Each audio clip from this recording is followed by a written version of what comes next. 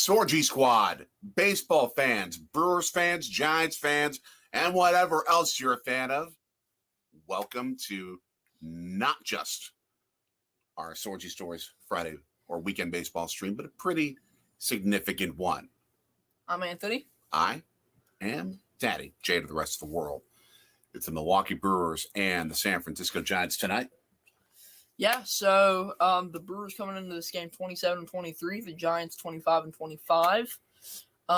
Brewers first in the division. Yes. One of 7, and I was looking this up. They're two of 17 teams with a winning record, or at least 500 or above this year. The Giants try to give themselves that winning record, while the Brewers try to get their 28th win of the year. For everyone who is joining us, hit that like button, hit the subscribe button, and ring that bell.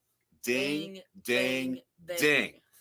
And let's see who's already shown up here. So, at 6:18 a.m. this morning, we had AJ saying, raise up. They beat the Brewers 2 out of 3 in the series, but the Brewers are only one of 3 teams, at least at that point of the year, who have won in Tampa Bay this year. Yeah, we've got Aiden up in the Scranton-Wilkes-Barre area up there, and he will be at the game tonight, or he is at the game tonight. We've got the happy Hodag, who says this is about 10 minutes ago. Awesome. Made it in time. And ELS and Hodag, the Brewers fans, are in here. Go in the Crew. house. Let's Absolutely. get this W. Tie the series up 1-1 on this beautiful Memorial Day weekend, at least here in Philly. I don't know about Milwaukee, but it's pretty similar from everything we've seen. I've heard it's going to get so roof is closed tonight. Yep. And it will be getting down into the 50s. I think I saw Brian Nisnansky saying very Milwaukee. Very Milwaukee. The Brewers, of course, wearing the powder blue, the City Connect jerseys. Love it. Best color in sports. This is a significant day for us as our family. Sure. And for Sorgy Stories. I promise you I was not going to overdo this. I already overdid it on social media. But for those who haven't seen it yet, this is the kid's baseball-versary, his 12th baseball-versary. That's a terrible name. 12th baseball gotcha day, 12th baseball birthday. I'm giving you a hard time. I know. We were seeing the screen earlier where you saw sort of like the right upper corner of the terrace deck, the 4th deck at Miller Park. And 12 Memorial Day weekends ago, we sat with Mommy, with your aunt, and took you to the first baseball game where you sort of figured it out and got it. Yeah. And fell in love with the game. Yeah. So, we've seen a fair amount of Brewers Giants games. That we have. A bunch of them in Milwaukee, not yet in San Francisco. Yeah, I'm trying. Let me see if I can pull it up to share. From one Brewers. I do have a picture from one Brewers Giants game we went to. I just need to find it. But as you search, I'll just give the explanation that was the day when he got hooked on baseball at 18 months old. And he would, while I'd be working nights sometimes, he would be bugging Mommy, asking all the questions of like, who's that? Who's playing? What position does he play? What does he do? At that young of an age, I don't think I fell can in love with talk the game. in those full sentences yet, but okay. Yeah, close. Pretty close. Words, phrases. Yeah. And then at 22 months old, Carrie, your mommy, asked me to be a good husband and be like, I love you boys. I need 4 days away from you. So please, can you get out of town? So I took this kid 7 hours away from Milwaukee for 4 days in St. Louis, and we went to his 3rd stadium for a Brewers game. He had been inside Mommy's tummy for both games at Miller Park and at Dodger Stadium. So that became our 3rd stadium. And then the chase began. And we have now gone to 16 stadiums to see our Brewers play. Yeah, so this is the picture. This was from 2018, Friday night game in September. Okay. And so, yeah, there's a picture. Yeah. We are behind home plate. So, yeah, there's that. Awesome. Now, whenever we're in Milwaukee, we try and get upper deck behind home plate tickets whenever we can. Yeah. We have up for San Francisco. So for the Giants, it's going to be Wade, Sabol, Davis, Conforto, Haniger, Yastrzemski, Schmidt, Bailey, and Wisely. I like Conforto in that cleanup spot? 239 average. I don't know how to feel about that. I think, if Haniger was having a better season, I think I would have liked that a little bit more. But that's just my analysis. We've got weather updates as Freddie Peralta takes them out. 77 degrees, as the LS train tuber mentions to us. But yes, the powder blues are as good as it gets up in the UP. It is beautimous. And what game are you looking to get to? Do you have a plan yet for your game, LS train tuber? Yeah, so let's see. Freddie, and for just kind of anyone who's wondering, that is from that picture was from Friday, September 7th, 2018. So nice. there's your little tidbit of information. Excellent. Freddie, way high. So it is a 1-1 count on the TV. I have MLB Game Day pulled up. We know it's coming, but so I'm able to see kind of the preview it. So yeah. Excellent. Oh, best months to be in Milwaukee. Oh yeah. The weather there is perfect. Those 3 months for those who are not familiar. 1-2. Oh, whoa, that's nice. Yeah. Click on the pitch and I can get a full breakdown of it. For example, a 40.8 degree break on a 74.9 mile per hour velocity. That's a monster break. That's like bigger than your Memorial Day weekend break, which was longer than your Easter break. And we're talking a lot about breaks now. This kid is off of school from his last day for Memorial Day weekend was Wednesday of this week. He's off till next Wednesday. Mm-hmm. Thank you for not having snow days, Philadelphia. Man. Yeah, happy Hodag. You learned that the geography of Michigan is a bit nuts. Even though you're currently in the same state as Detroit, we are closer to Detroit than you are. That's true. Wow. That's ridiculous, and it's true. So the full count pitch, foul off again. So this at-bat is lasting longer than it takes for me to slow cook your barbecue chicken. Man, they're trying to shorten the game. They're not doing it with this at-bat. These are the at-bats that make baseball. Yeah. Love it. I love it. But a lot of fans hate it. Yeah. Because it makes the game go forever.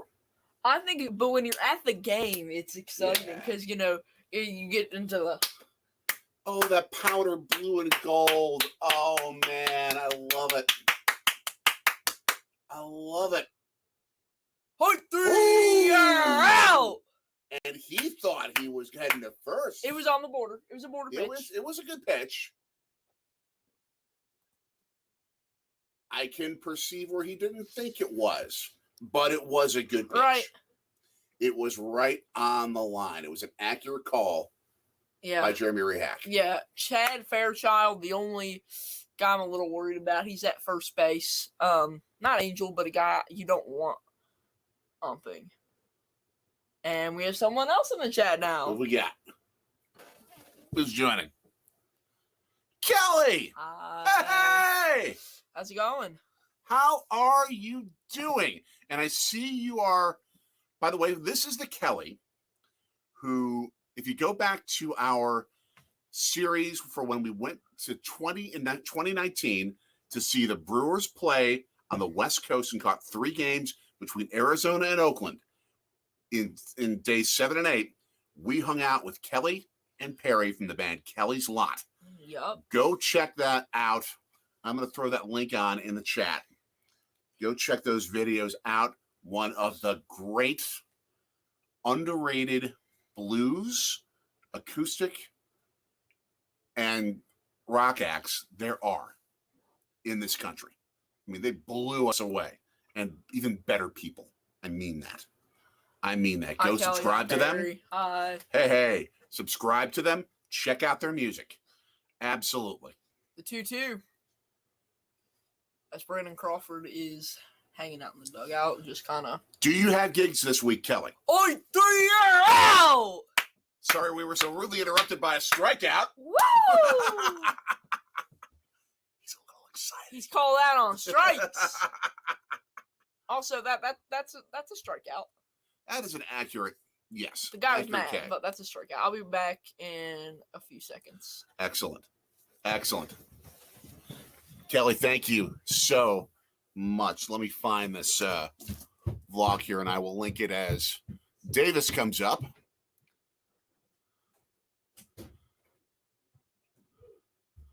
Let's see. Okay. We had a switch. Wardrobe change. Band wardrobe change. We have a nice fly out to the warning track to Yelich. That will end the top of the first inning. We go to the bottom with San Francisco scoreless and Milwaukee coming up. As I find that link, what I'm going to do here is we're going to add the Pacific. One moment here.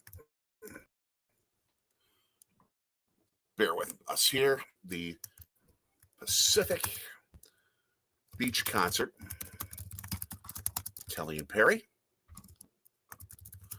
And world-class guitarist Doug Pettibone. This guy has been a session guitarist for everybody. Everybody. And he joined us and joined the two of them on stage. And Anthony and I got to babysit his kids during the concert. That was a ball in itself, and just playing on the beach during that. That was so much fun. And to your point, Kelly, the kid's 13 and a half.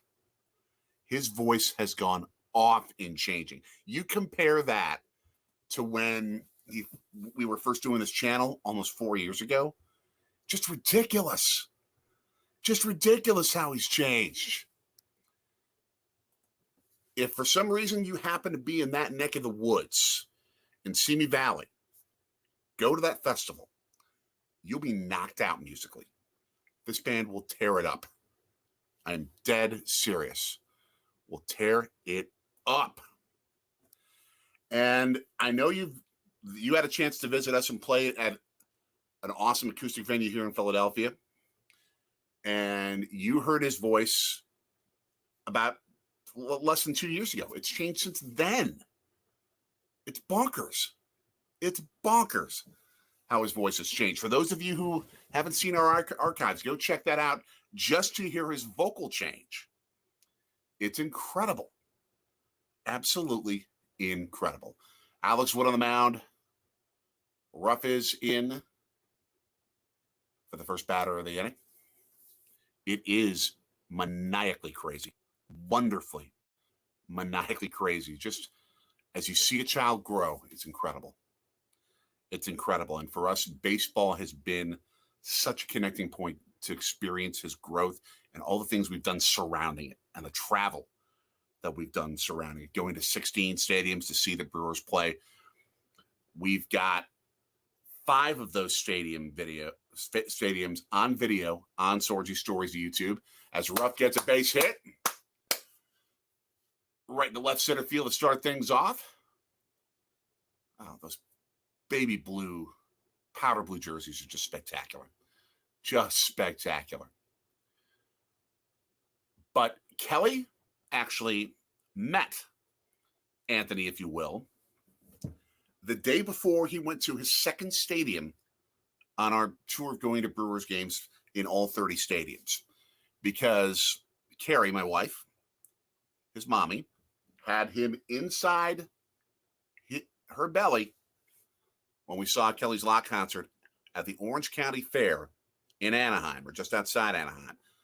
John Jansen, our favorite Cardinals fan, thank you for stopping in on a very cool anniversary day. It was 12 Memorial Day weekends ago that Anthony went to really his first game that he caught and really began to understand baseball at the age of 18 months old. And these two teams were playing in this stadium, the Brewers and the Giants, and we went to that game. We went to that game. I love you. So it was baseball. It was catching Kelly out in LA. We've now done that twice in a 10-year period. I kind of forgot to put on a jersey. I'm not wearing a jersey. But, well, it's I got the baby blue hat. Yeah. It's not the baby blue hat, but. And you have that one too. I do. But I thought Milwaukee. Ruff is on first with a base hit. Let's go, Aaron. Second batter up is William Contreras. Let's go, William. So 1, 2, 3 inning. Yep. Nice. Very easy. We were not expecting the Brewers to do what they did for your 13th stadium. A no-hitter. You never know. Yeah. You never know. In fact, I think the last night, Kelly, that you were with us when you were here in Philly, we watched a playoff game between the Dodgers and the Giants as Contreras gets a walk. With that terrible umping call. Oh, hi, John. Hi. Go Brewers. How you doing? Oh, John, you don't want to give us bad memories, don't you? Oh, man. Oh, man. That was the blues. Kelly, that was the blues. We were feeling it that weekend. So now, after a walk, 2 on for Willie. And that's a ball, right? Yeah, it's a ball. Good call, Blue.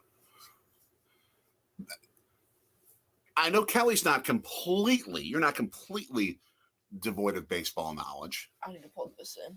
But, you could be a potential candidate if we ever wanted to do like a baseball 101 kind of a broadcast. It could definitely be an option. We could have some fun with that. Maybe if it's Brewers Dodgers, which I know is coming up in, I believe, August. Would love to have you potentially to do that. True North Packers fan, can't wait for the Bears to draft a quarterback first overall in 2025. Oh, True North. You can already hear the boos. Huh? They got a good one in Justin Fields. I hate saying it, but they do. Yeah. And Kelly, you're the Sergeant Schultz of baseball. You know nothing. I know nothing. I see nothing. So come on, Willie Damas. Let's go, Willie. 205 average. Man. We can teach you up, Kelly.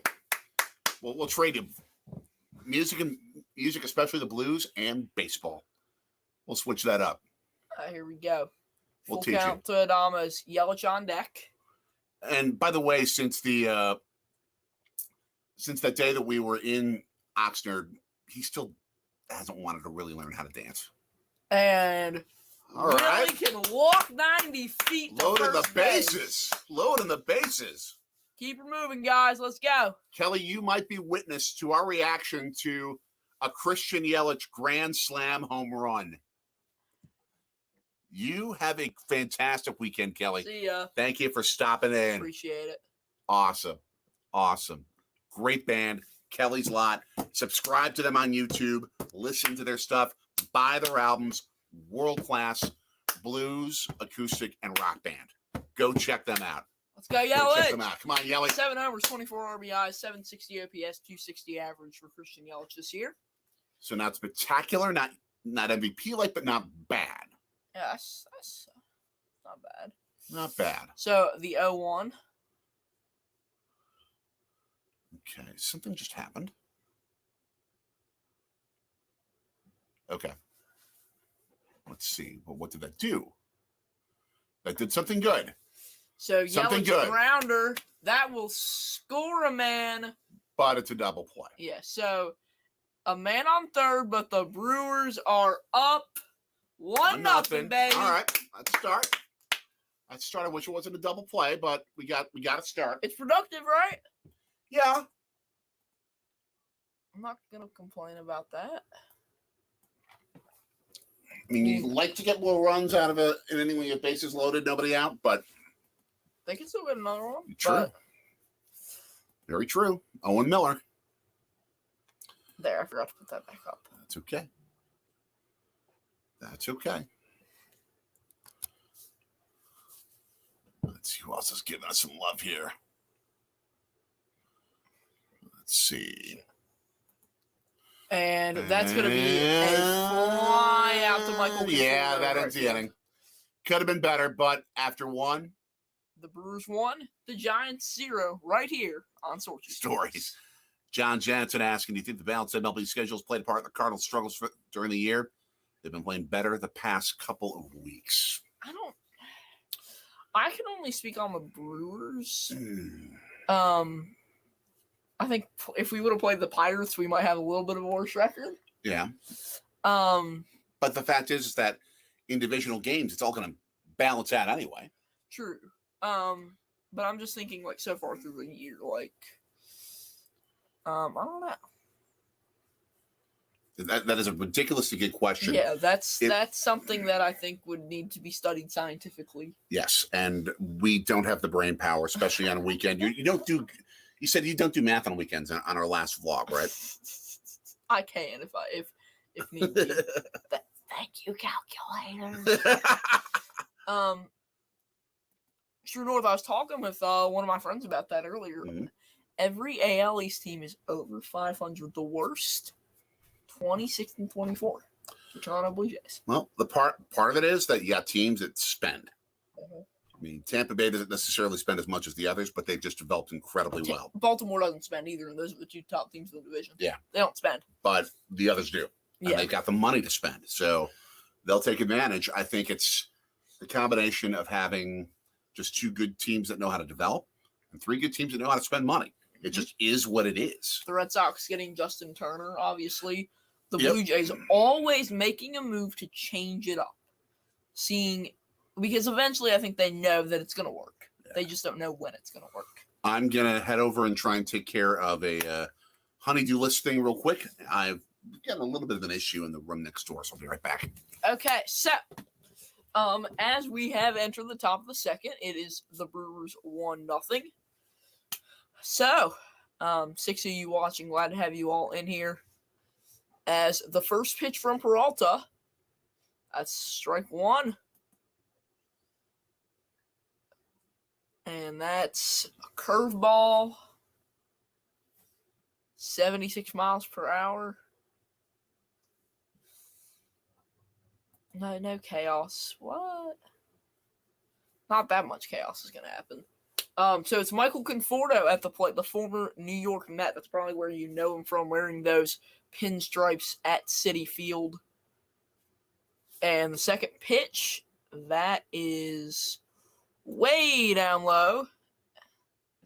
A 91 mile per hour change up. And that third pitch also low. Fourth pitch outside. So we went 91, 90, and then okay. So the 3-1 pitch to Conforto. And Conforto is headed to first base.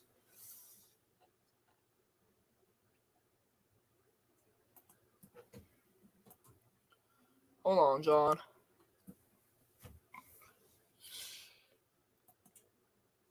Cardinals. You've played more than them. You've played the... Oh, those are the AL teams. That's a tough draw with those first two. Ball 1 to 4. Guy who he used to be in the Brewers system. Mitch Haniger. Wish we would have held on to him. What a gem he was for those Mariners. Now in San Francisco, only batting 193. We'll see how that ends up. Looking currently as, the Cardinals are down 4-0 at Progressive Field in Cleveland. Top of the fifth. How are my Phillies doing? 2-1 over the Braves on the road. I like it. Oh, yeah, that's how I want it. That's a much better looking score board there. Okay, so now 2-1. As Gabe Kapler, the former Phillies manager, summoning Nick to complain about Gabe Kapler, is, well, eating an apple. So that's interesting.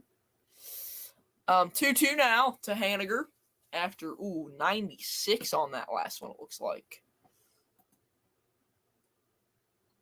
Oh. Was it 90s? There might have been. Oh, yeah, there we go. 96, yeah. Oh. So, 3-2.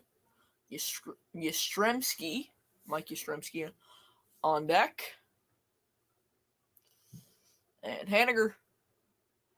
Deep. And it's off the wall. But it's called a home run. What? It must have hit the yellow part. Oh, there's an ignorant addicts there. Hold on, I need to see this. I'm still here, people. I want to see. Did it go over the wall? So Weimer goes, looks. Yeah, it hit the yellow part. Okay. Why is there a yellow part on the freaking wall? Because there can be. That's annoying. What's up, Jackson? Good to see you. So it is 2-1. Giants. That stinks.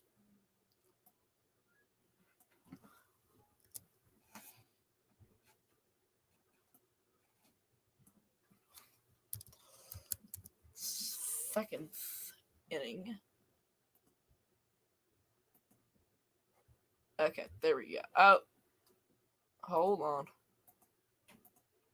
There, that's better. Okay, so hope you're having a good evening, Jackson. The 1-2 to Yastrzemski. Way high. That was 95 upstairs. I mean, at like as high as the head. So the 2-2. And that one's deep.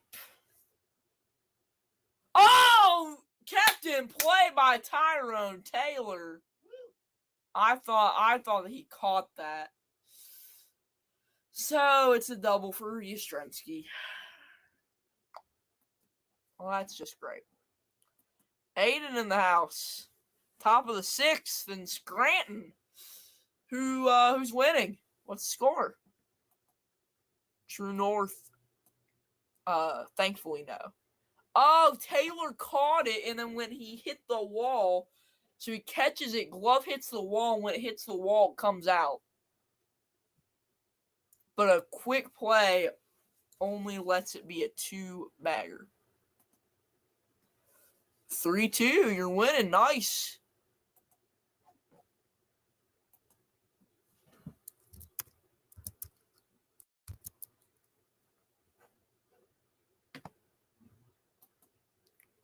So now, a man on second in the top of the second. Peralta 32 pitches in through 1 inning. So now it's Casey Schmidt, who has a 3.39 average. 6. Nice. The umpire looking confused, but okay. That's besides the point. I think it was a pitch clock thing, but they seem to have it resolved. And that's going to be ball 1. All right. The surgery was successful. The washing machine is expected to make a full recovery. Okay, good. As we look around the league, we have the Rays leading the Dodgers 6-2. And that's in the top of the 7th as we have a foul ball. Foul dribbler. The White Sox up on Detroit 8-3 at the end of the 6th. Texas destroying Baltimore 10-1 in the bottom of the 5th. San Diego up 2-0 in the Bronx. End of the 5th there. And then we've got Cleveland up on St. Louis in the top of the 6th, 4-0. They have 2 men on. St. Louis does. And then we have the Braves, who just took the lead against the Phillies, 3-2. Nice. Not nice. Oh, in the bottom of the 5th. Never mind. I didn't hear you say Phillies. Yeah. Kansas City losing 1-0 to Washington at Kauffman in the top of the 2nd. I need more caffeine. Middle of the 2nd, it's Toronto tied with Minnesota, 0-0. And warming up currently, it's the Mets and Rockies as they are waiting to start that one up. The final of the day so far, Cincinnati 9, Chicago 0. The Reds outscored Aiden Tempesta, however, but he's doing well so far. He's got a chance to catch up to him based on, the 6 ball count? Is that correct? Yep. He says he thinks, but he lost count. Okay. And the 4 games left today, Miami, LA, Boston, Arizona, which is the MLB TV free game of the day. Forgive me while I just puke looking at the Brewers Hawaiian shirts that they gave out. Houston, Oakland, Pittsburgh, Seattle left. And that one is fouled away. John Jansen says, won 2 out of 3 versus the Blue Jays, first series of the season. 1 out of 3 at Mariners. Angels swept us at Busch, 1 out of 3 versus the Tigers, then swept the Red Sox in Boston, 7-8 versus AL so far, if I did the math correctly. And there's some Giants fan who's wearing a Giants Hawaiian shirt with a ridiculously thick mustache. Yes, Magic Man. Cheers. And, I mean, long gray hair. I don't mind the Hawaiian look. I think they could have done a better job. Make it blue, first of all. Make it powder blue. And then just intermix the logos a little bit better. And that one is... don't blue bin. And he's headed home. Yeah, as the kid. Grr.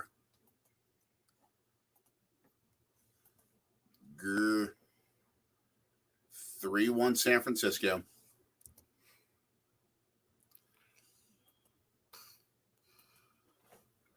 Well, that just stinks. We'll try and change the subject a little bit here. We have. I already said that. Oh, I didn't see that you said that.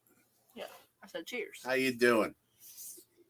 We have the H2O and the Packers. The Circuit 2014 Quick Trip Packers 32-ounce souvenir cups. I have a Nifty 50s cup, which is a milkshake chain all around the Philadelphia area. Very good milkshakes. Awesome. The salted caramel milkshake. Woof. Wow. That's going to be an out. That's 2. Let's go, Yelich. All right. What's this? True says, when the Packers have pick 32 in 2025, what percentage chance they trade out of the first round? I can see a Super Bowl in 2025. Yes. I can see that. I frankly think the moves they're making are a smart, trust the process kind of move. Actually, I see a Super Bowl in 2020. I see a Super Bowl in that season after. Somewhere between 25 and 27. Yeah, somewhere in there. I can see Love hoisting the Lombardi. They're smart. They know what they're doing. Catch crew tonight. I feel that I've stayed in the same spot for the whole game. Oh, man. Okay, so the 0-1 to Wade Jr. as it's the top of the Giants order. And Aiden, I'll tell you that if things go well with this job situation with me, we'll be getting to more baseball games, which means we could be possibly coming around your neck of the woods. We'll keep you updated. We will keep you updated because we want to check out more of the minor league stadiums within a 2-hour drive. And there's 17 of them 1-2 now within 3 hours.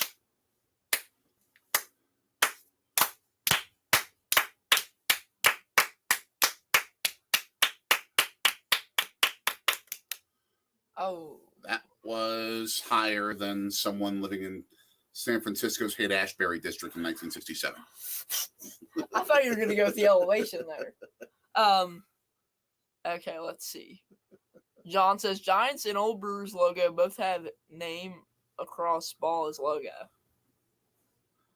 I think got ourselves a little strikeout action to end What? The top of the second. John, what Brewers logo are you talking about? Let's see. Well, Giants and old Brewers logos both have name across the ball on the logo. There was a Brewers logo that did. One. I forgot about that. I know which one you're talking about now. Why shouldn't toddlers wear Milwaukee Brewers jerseys? It would be a choking hazard. Oh my gosh. I don't get it. It's the Brewers' playoff failures in recent years have been more because... No, we lost to the champions 3 years in a row. Give us some respect. I was just about to explain. Okay. Simply losing to more talented teams. If you study the numbers and study the analytics, Craig Counsell has gotten more out of his talent in terms of expected wins based on statistics and talent performance. He's gotten more wins out of him than almost any other manager. He's a genius. He is. And they need to re-sign him for next year. These new rules are making it harder, though, for I don't think so. Because, he can't use the shift. He can't play the smally ball. Let's see what we got more from Magic Man. According to a new poll, 95% of people love watching baseball. The other 5 are Cubs fans. I still remember years before you were born, back when I was working in Rockford, Illinois, for a minor league basketball team. Some good family friends of ours who lived in that town were big White Sox fans. And the dad took his son to a Cubs game one time just because they got tickets through work. And it was like 3 or 4 innings into the game. And the son turns to the dad and is like, "Dad, is anybody watching the game? Seriously." Yeah. Seriously. John, we don't talk about Bruno. No. We don't talk about Bruno. Okay. I've had my Todd heart attack. Okay, so to start off the bottom of the second, it is Brian Anderson up to the plate. He has a 757 OPS with 8 homers. Not too bad. And yeah, so I don't do like I do with AJ Dillon, calling him Corey Dillon, et cetera, et cetera. I don't do that with Brian Anderson. Oh no. Oh, what's this? We've got an incident in the dugout. We've got was that a foul ball? Someone getting hit?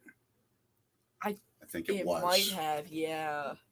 Ooh, we get a Brewers player holding his elbow. It looks like. Ooh, we don't have the sound up, so I can't identify who it is. But we purposely don't have the sound up because we obviously want to avoid copyright issues. But you got a bunch of concerned Brewers players and coaches looking at this. I'm just gonna listen myself so we can identify him.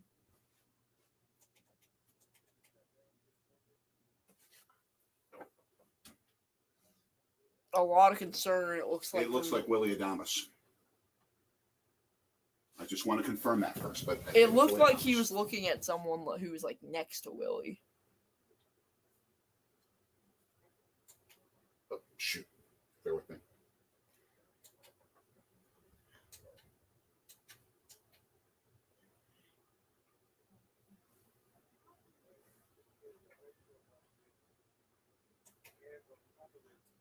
This looks serious. When you got players that are having to take deep breaths,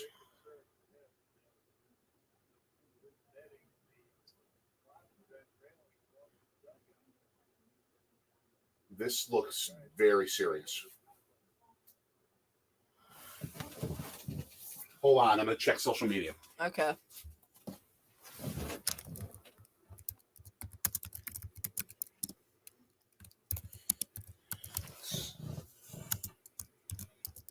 Bear with me while I look.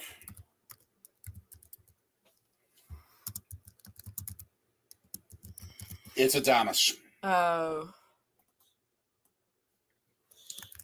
He was sitting right up by the railing when he got hit. And it's the kind of concern that's more, it seems, for his overall humanity than it is for something got hurt that's going to keep him out for a while. This is potentially a bigger than baseball kind of thing. I mean, he's sitting up. he's. I mean, he looked like. I don't know. It didn't look. He's walking. Yep. Good. He's on his own power. I don't think that this is a head injury. That's extremely. Like, I don't think this is hard. Like, there could be a concussion, but. I mean, any concussion can be problematic. Yeah, but I don't. Any. So. And Brian Anderson, teary-eyed, kind of swiping his face off a little bit there. So we will resume this game here in Milwaukee. It looked like it was in the face head area. Oh. From reports that I'm seeing from reporters who are on scene. We want to confirm all this before we say that's the case, but Brewers beat reporters who I trust. It looks like it's possible, at least, that it's in the face, but we don't want to confirm anything yet. Yeah.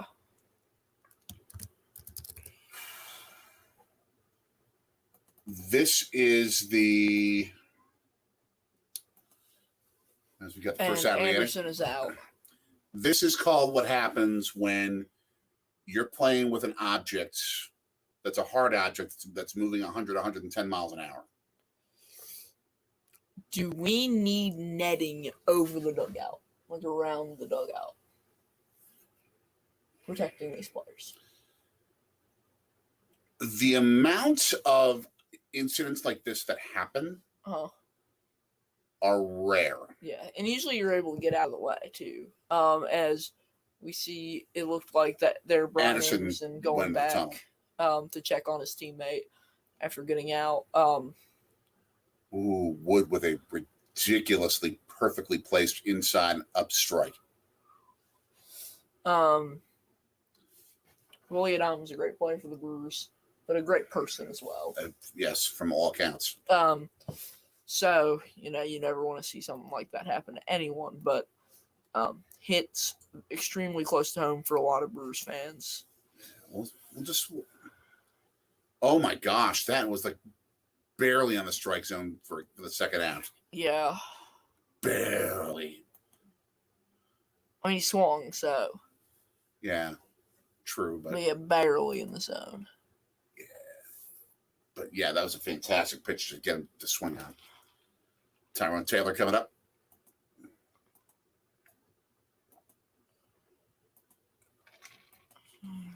Wood is getting these Brewers to swing on pitches up in the zone. By far. That's golfed. I think he got under it. If Tyrone Taylor hits that with a little bit less angle, as we're done with the second inning, if he gets under that ball with a little bit less angle, it's a 3-2 game. Because that thing's in the left field stands. But he got under it just a little bit too much. As we saw Craig Counsell talking to the umpire to talk about the changes in the lineup that he's making, because it's obvious that Adames is out of this game. Okay.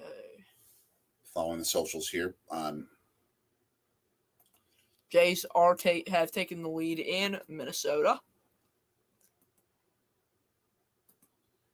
It appears Bryce Terang is going to be replacing Willie Adames at short tonight.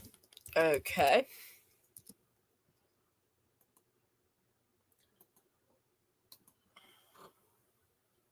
Yeah, it's not pretty.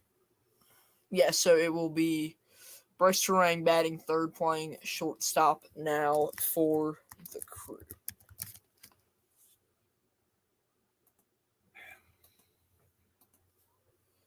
Let's see who's joining us.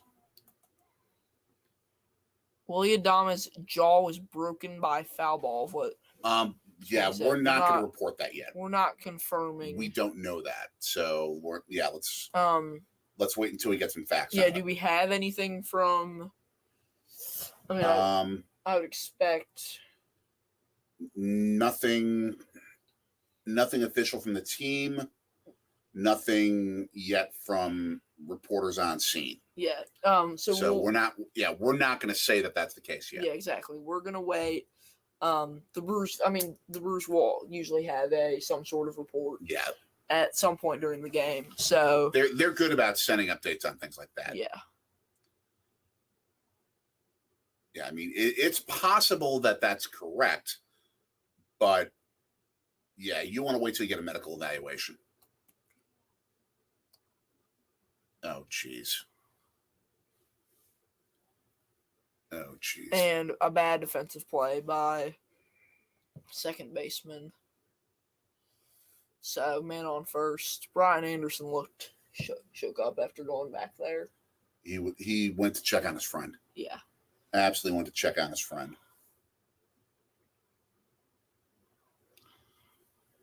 Bear with me momentarily here. So that's going to be an E4 there.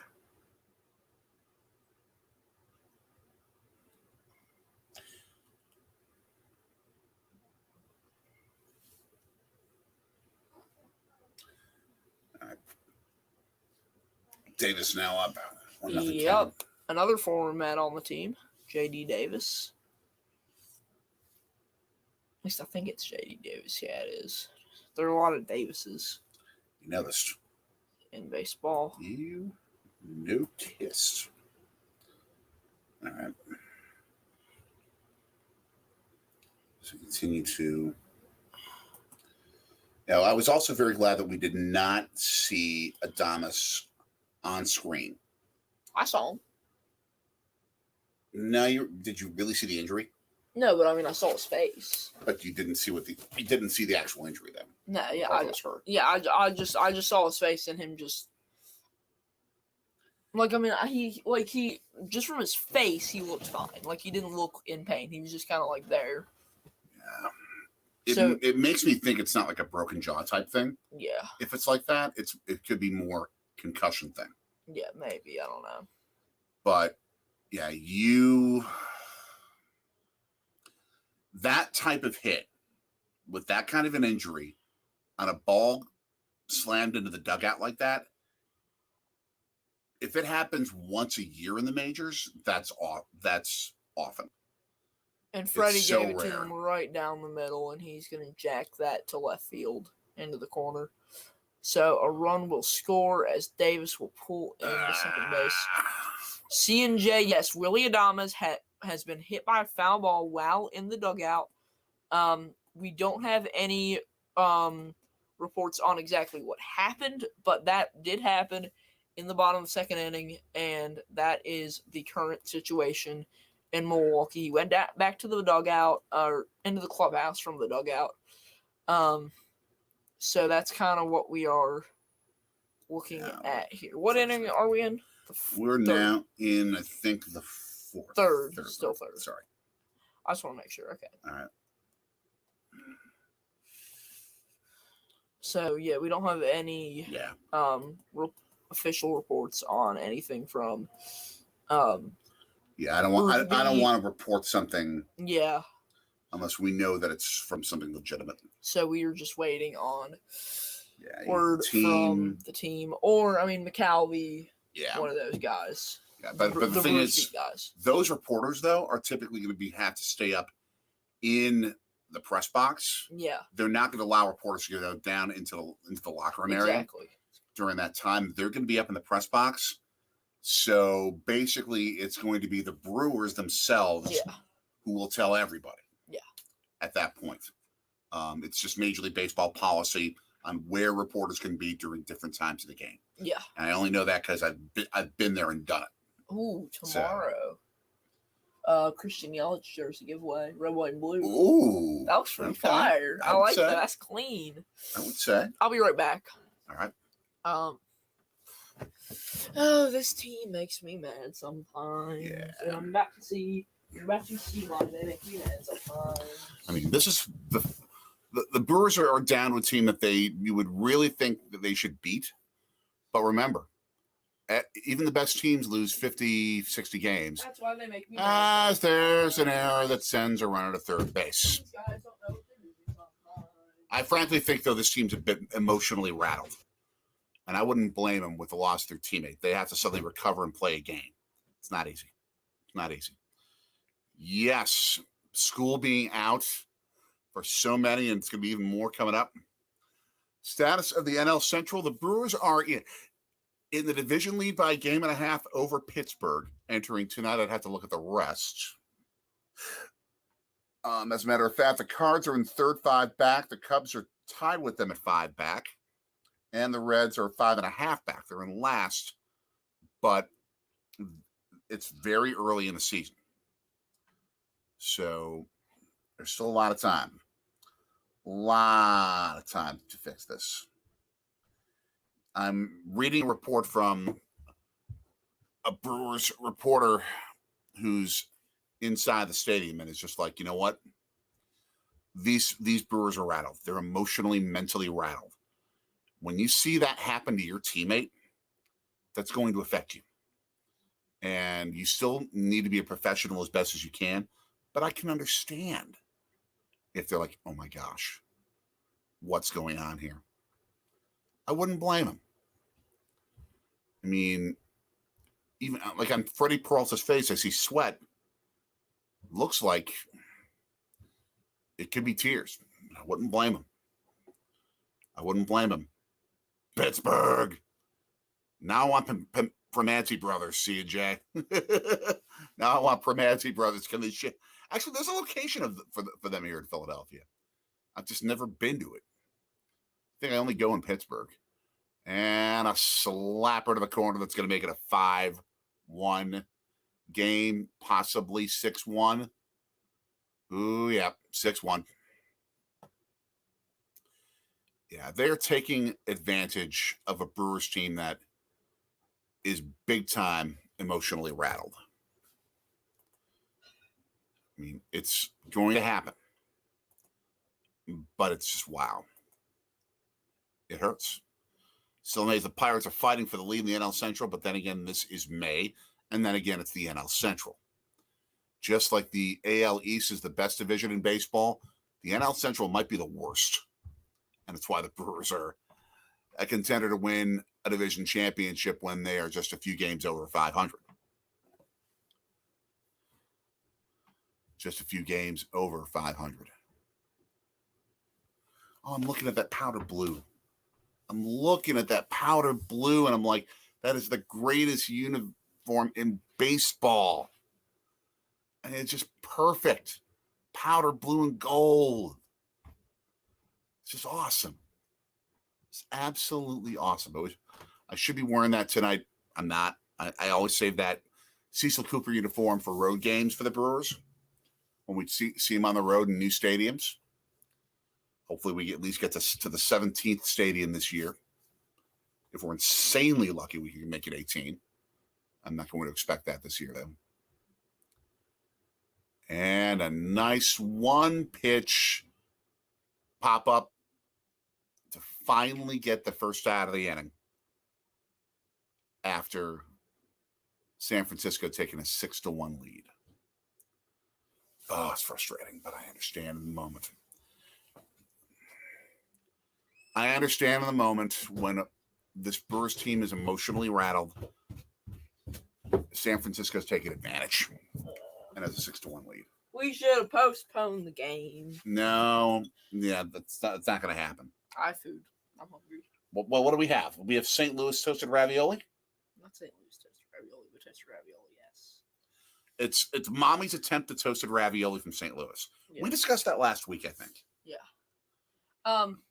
You know what else you were discussing is me being a little kid, and guess who? My mom, your wife, is currently talking to my preschool teacher. So, yeah. So there's that. Nice. That's awesome. As I have to reset the broadcast here. Yeah, John, this is her attempt. It's actually pretty good. It's tasty. It's not a perfect. It's not a perfect replication of toasted ravioli from St. Louis, but it's good. In the meantime, yes, the Boston Celtics, are they going to win this series? Well, how many are we going at now? Heat tomorrow in 6. I'll put it this way. And Miami. If Boston wins Game 6, they're going to win Game 7. Mm-hmm. They're not going to win Game 6. But if they do, they will win Game 7. Easily. And in hockey, give me the Knights tomorrow as well. Over the Stars in Vegas. I don't know enough about hockey to give a full review, but I do know that the Knights are probably going to win because they have home ice. And John Jansen showing his love of all things St. Louis. We're sort of rooting for Jimmy Butler with Marquette. So that from Miami. And Tyler Hero. Yeah, the kid from the Milwaukee Burbs. Greenfield. Yep. Oh, man. Aiden, are you watching the Brewers loading the bases tonight for the Giants? No, I know you're watching in Scranton, but man. Let me see if we've got more or anything on Adonis here.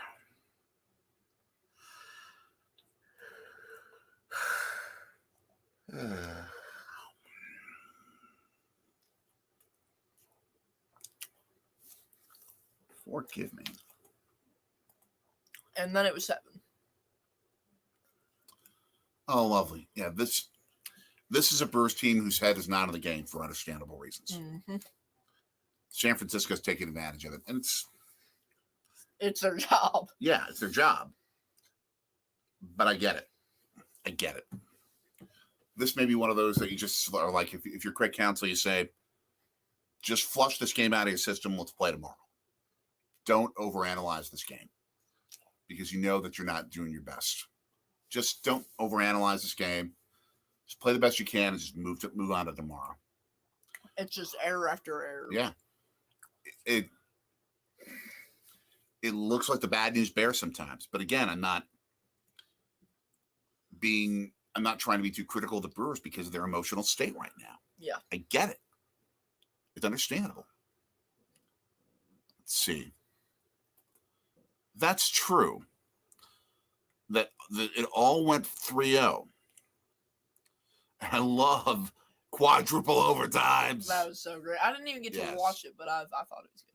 I'm excited. I like, honestly, I kind of like the new hockey teams. The Sun Belt teams. Also, in the finals, if they make it, go Knights. When the Knights first came on the scene, I just thought they had a good story after the Vegas mass shooting, and how they helped that. Like that was cool. I love just that logo. True. How clean it is. Just the Knights. Very true. Very true. John. The only part of that game I caught was Wayne Gretzky feeling miserable during the second intermission. Hockey going till 2 a.m. I love it. When I was just out of college, I started working at WTMJ Radio, and I would do overnight news. And I remember one night it was a Flyers Penguins quintuple overtime playoff game. We just kept on the screen in the studios while I was doing overnight news. And that game ended literally at like 4 a.m. And it's going to be 10-1. Yeah, Freddie Peralta's not in it. Wisely, 3-run home run. Second of the year. 408. 103.1 exit velo. Can we bring back Kelly to do some blues for us? That's what I'm feeling right now. Oh, man. Turn this into a blues concert because the Brewers are getting creamed. Oh, jeez. Taking Peralta out after giving up 7 runs in the third inning and just getting 1 out. I would not be shocked if he is one of Willie Adames' best friends. Yup. And his brain is not in the game. And I wouldn't blame him. I would not blame him.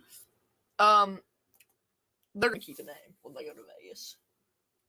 The A's? They kept it.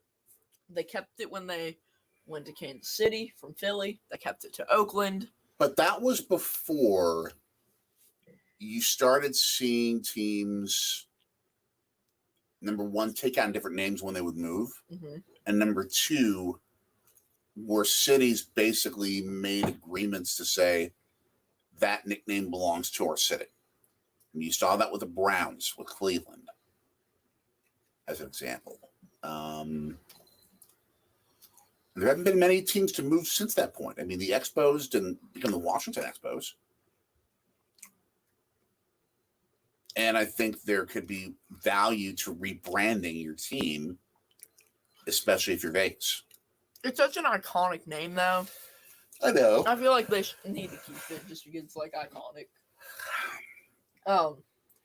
That depends on really if Oakland decides that they want to go after an expansion team now. Yeah, that's a thing. But I don't think Oakland will ever get an MLB team. Sadly, you're right. No, they might get AAA, but they're not going to get an MLB team. I frankly don't think that they would even want AAA because it's like, why should we lessen ourselves? We're a major league city that's being mistreated. True.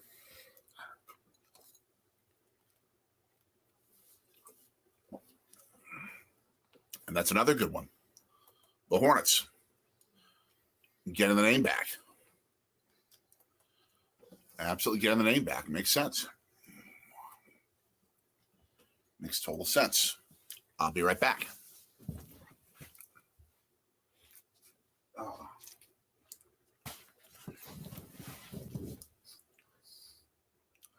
Elvis Bogaro comes into the game. 3.86 ERA on the year. Interesting. The Jets had to buy the name from an American investor when they moved to Atlanta. They didn't have to do it from the New York Jets. Interesting.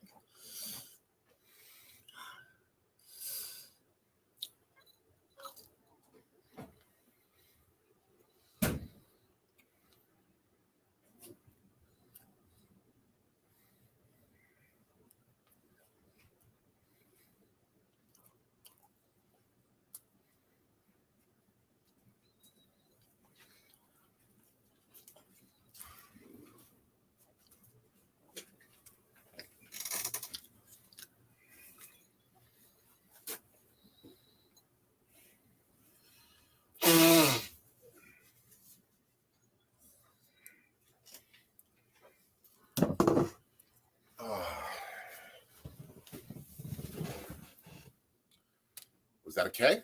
You almost hit me in the face. Mm-hmm. Oh, he's enjoying his toasted ravioli. Sorry. We should eat the opposing team city's signature food. Yeah, he went.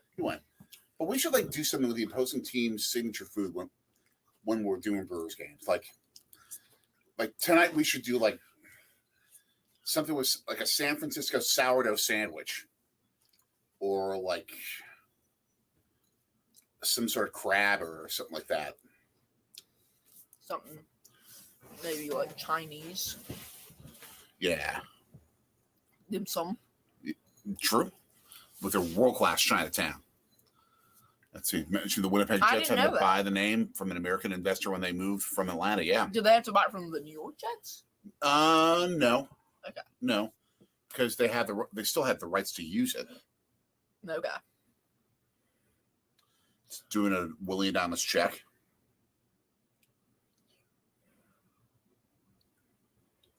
Oh, we got to change the score. Oh, yeah, sorry. That's my bad. That's all right. At this point, I'm just kind of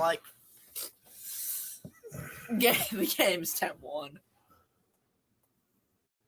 Oh, dude, you're out! I was a little loud. Sorry. Positive. Being positive. Nice. To quote the Philly Cat. Positive. Positivity. We'll just do this. Ooh, that was not. Oh, that wasn't strike three, but that was.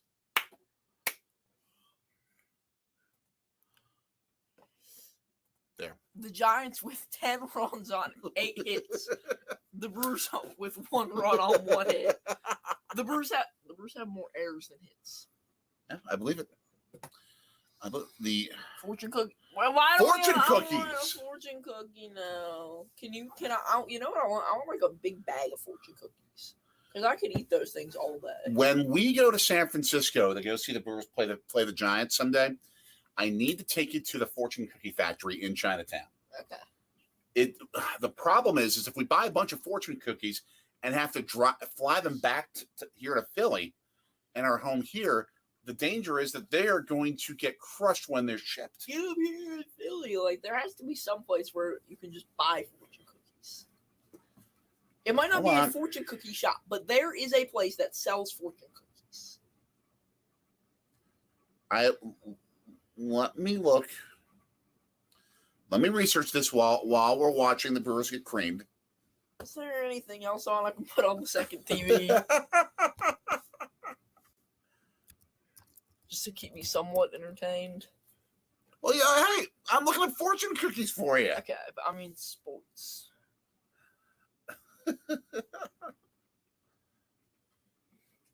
ESPN.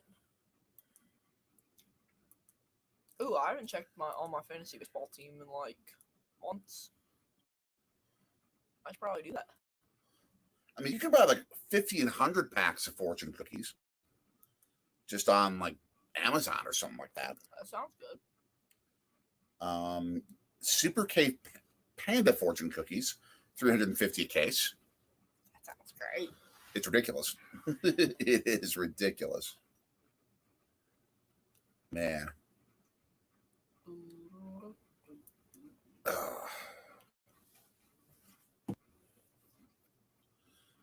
Some English dude is leading the PGA Tour this weekend. Okay.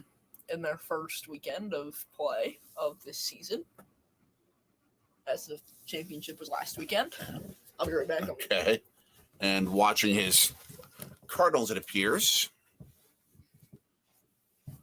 Left field wall jumping catch. A little bit of impersonation of Jim Edmonds back in the day. Where's the clicker? Clicker's by the fan. Ooh. Weimer's swing creating a breeze as powerful as it makes us feel here in Philly. Yeah, Joseph. I'll tell you that. You like that, the full name? Giuseppe? Joseph. Yeah, Giuseppe. What, huh? Italian for Joseph. Okay. That's why we didn't call you. Make sure it keeps that off. Awesome. That's why we didn't have him named Joe, because there were so many Joes among my relatives. We wouldn't be able to keep each other straight. Joe. As Weimer goes down. And I'm looking at the players in the Brewers dugout right now. They're shell-shocked. They are shell-shocked. Our boy baseball road tripper's not going to be happy with the Jays beating the Twins 3-0. Rough now in the leadoff spot for the Crew.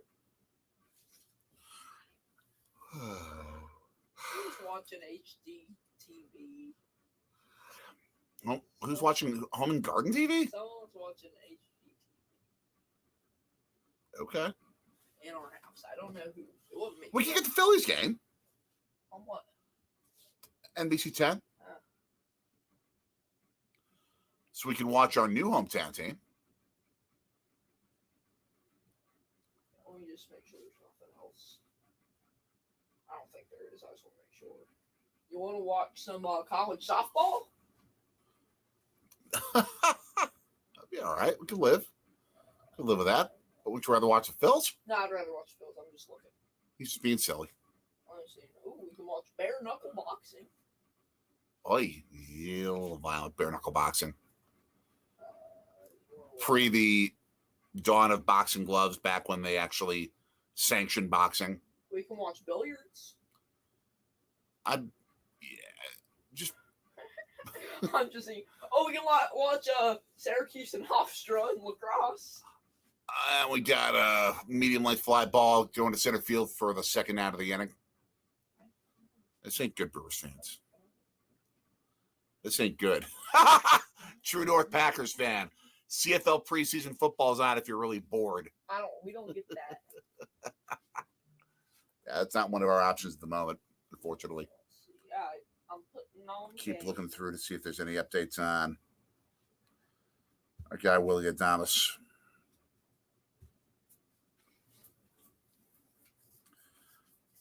A comment from Brewers fans saying that booing your own players. Let's have a debate on this.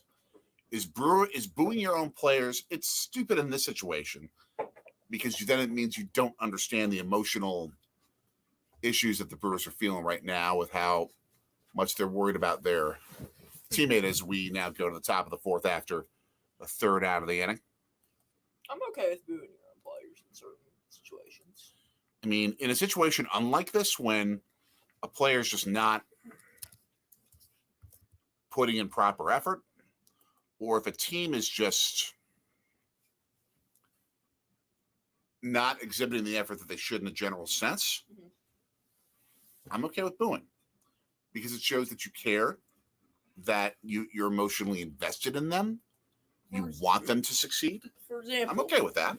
I honestly wouldn't be one to say I don't know if I would be mad at fellow Phillies fans for booing the team after stinking. Yeah. Like, I mean, when they booed Trey Turner when he struck out to end the game the other night, like, I thought honestly kind of deserved that. He's been terrible. I mean, if you're not putting forth genuine... Let's go, Kyle! Schwarbs! At least they're winning 6-3, so we got some consolation tonight. Let's go, Phillies! Yeah! Yeah, I mean...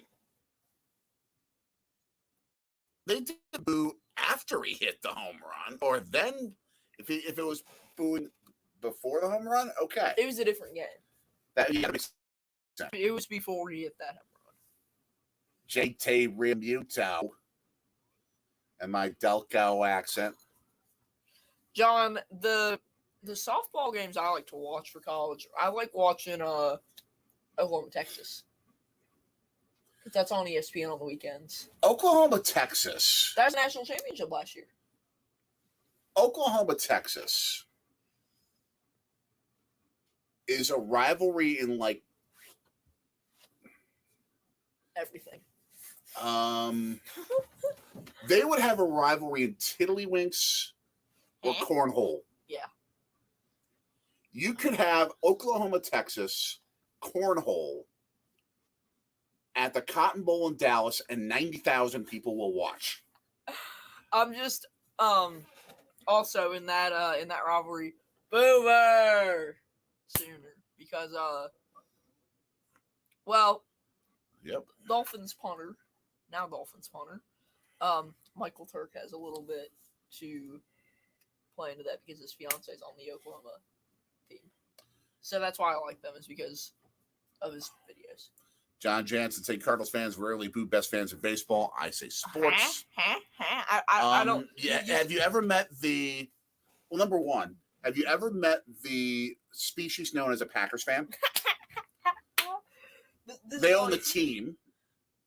Number one. Do you wear cheese on your heads? And it's not a rip. I mean, Cardinals fans are fantastic fans. They are. I ain't knocking them. The Cardinals fans were so awesome. And in fact, the only franchise I believe who has more fans per capita going to games than Cardinals fans are the Brewers. Mm-hmm. And we got now Bronx chair. Woo! Bronx chair.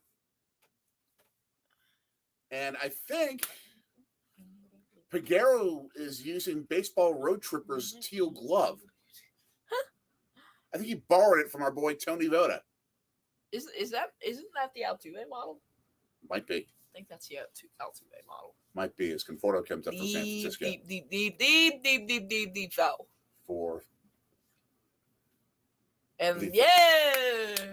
Yelich gets the MVP. second out. MVP. Gotta cheer something positive for the Brewers. Down 10-1. I'm gonna go get a popsicle. That's positive, right? We're gonna get a pineapple popsicle. You want a popsicle? I'm good. You sure? I got mango. I'm good. I took care of Biz with. I'm not a dessert eater that much. They taste. The thing about these popsicles is that they taste fruity. Like they actually taste like the thing. Okay. Especially the mango and pineapple. Well, it's Brewers game, so I gotta go with yellow. But I had very good tacos al pastor tonight. Slow cooked. Stick it right in. 7 hours in the slow cooker. Such good pork tacos. Outstanding. Okay, quick poll, everyone. Tacos or pizza? Which do you rank as higher on your hierarchy? Tacos or pizza? Let me know what you think. Brewers down 10-1. See if we have an update yet on Willie Adames.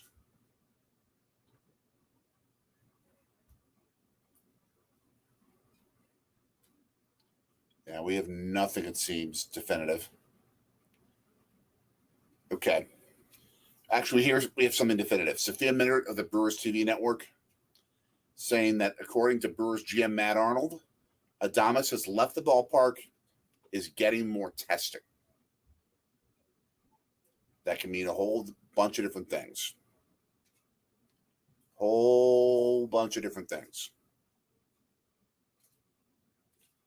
So stay tuned.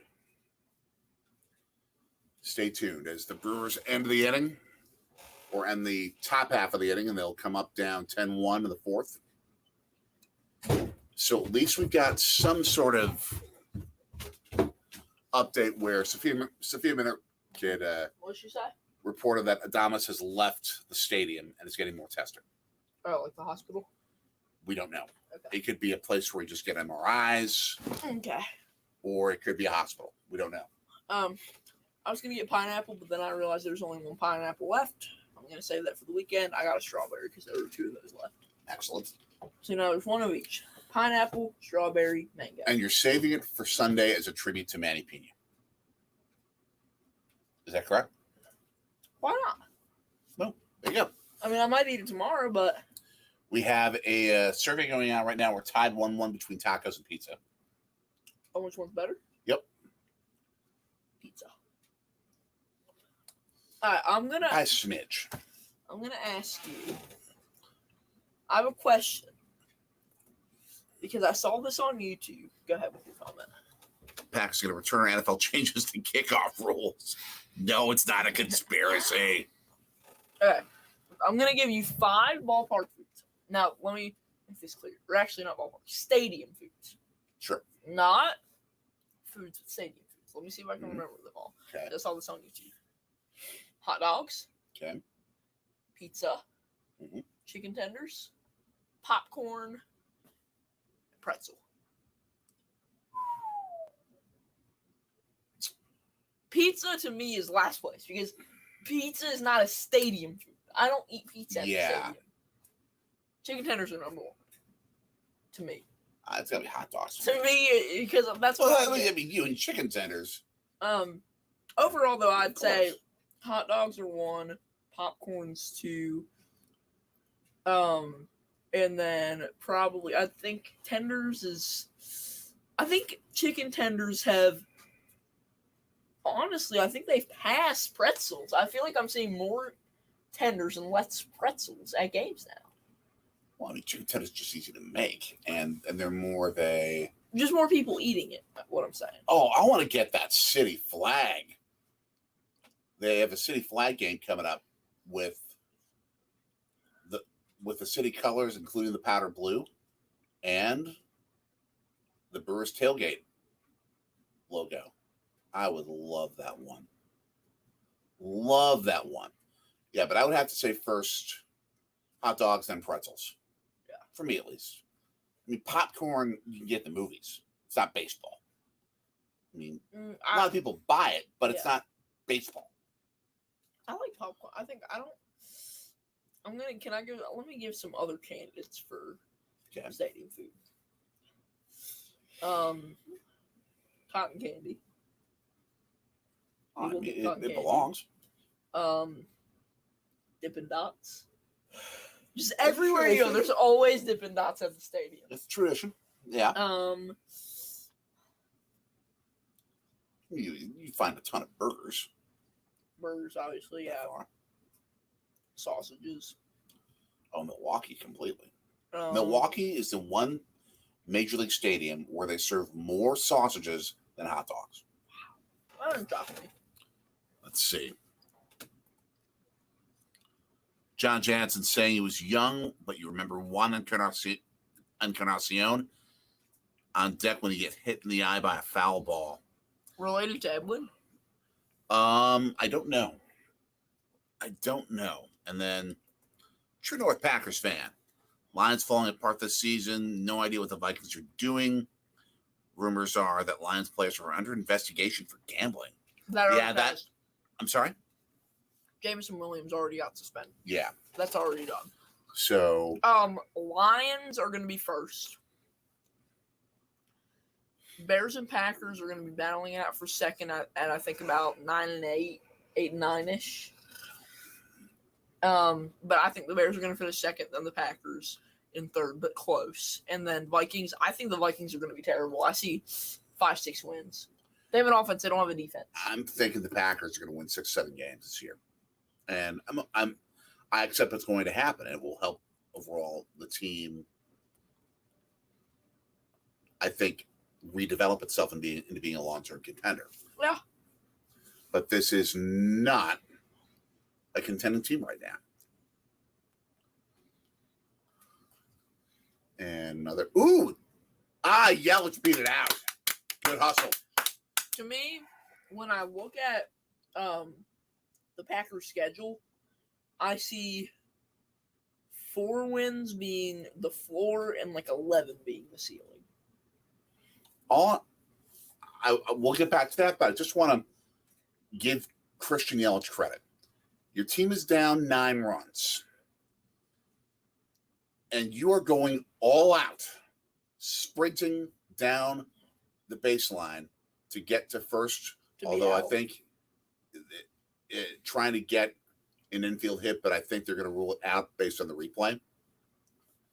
I think the pitcher got there first. He's so awesome. Yeah, I think they're going to give it to the Giants. That's going to be an out. I'll give Yelich all the credit in the world to play hard the way he just did there.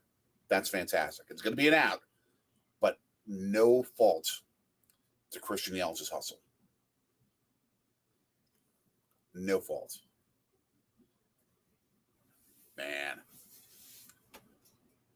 And this is, again, a ruling that they're looking at the replay in New York. Well, they're also looking at it on the scoreboard. Right. Yep, it's an out. Sadly, a good call. Not happy, but a good call. Accurate call. Beat him by just barely. Yeah, but he did. Half a second. I'd say by a frame. Yeah. A frame of film. That's 0.03 of a second. Yeah. But still a good call. Still a good call. Miller coming up. Now with 2 outs in the 4th inning, Brewers down 10-1.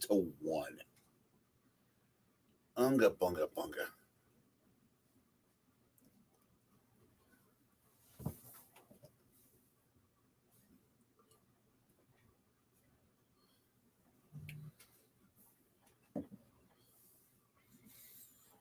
And even more of a long fly.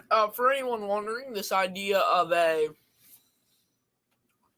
been hearing just stuff about these short 2.5-hour games. We're at the end of the 4th, and it is 9:30 East Coast time. Game started at 10, so we are an hour and 20 in, on pace for 2 hours 40 minutes. Longer than that. I think we'll be close to 3. Yeah, hopefully. Oh, it's Taiwan! I'll be right back. Okay, so now to this Phillies game where they are up 6-3 in the top of the 7th.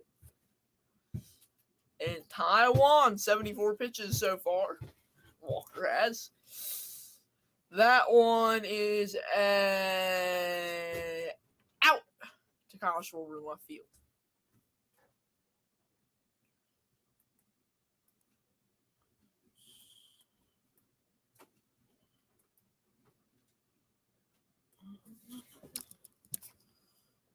Giants 10.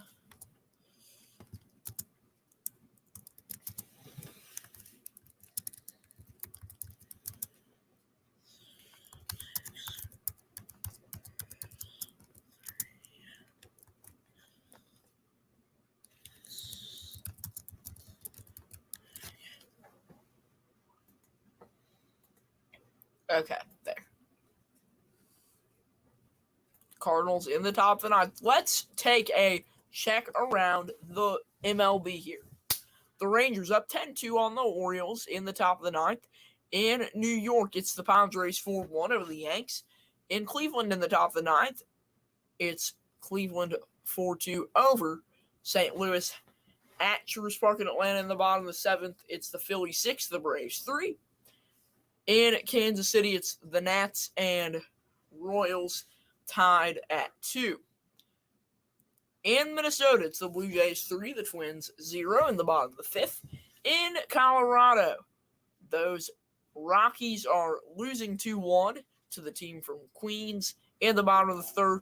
Warming up are the Marlins and Angels, as well as the Red Sox and Diamondbacks. And also in the Coliseum, it is Oakland and Houston warming up. And then we have 3 finals on the day. White Sox 12-3 over Detroit. Cincinnati 9-0 over Chicago. The Rays 9-3 over LA. And at 10:10 p.m., it will be Seattle and Pittsburgh in T-Mobile Park. Nick saying, let's go Phillies. Nick, have you heard the development of tonight? Reason the Brewers are getting killed is they're kind of emotionally out of the game because of this. That happened in the second inning and just second or third inning, and they've just been shaken up, making just they have more errors than hits tonight.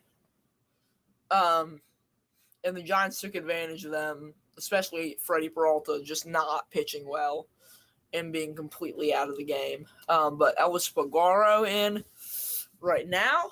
But yeah, so in the Phillies game, we've got 6-3 man on first. Yeah, Nick, it was tough. He is out of the stadium.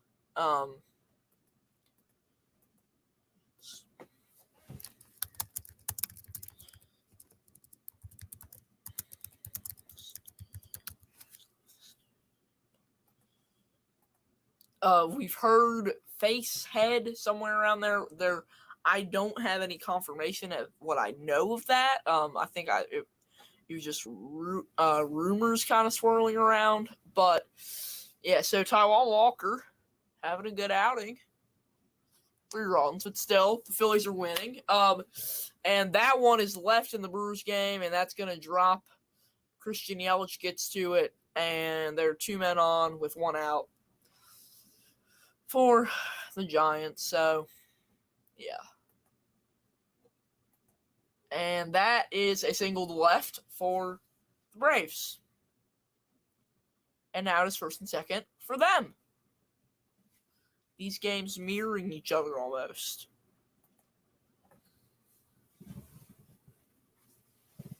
But how's your long weekend going, Nick? Hope it is well. So Wisely at bat now. 1-0 count.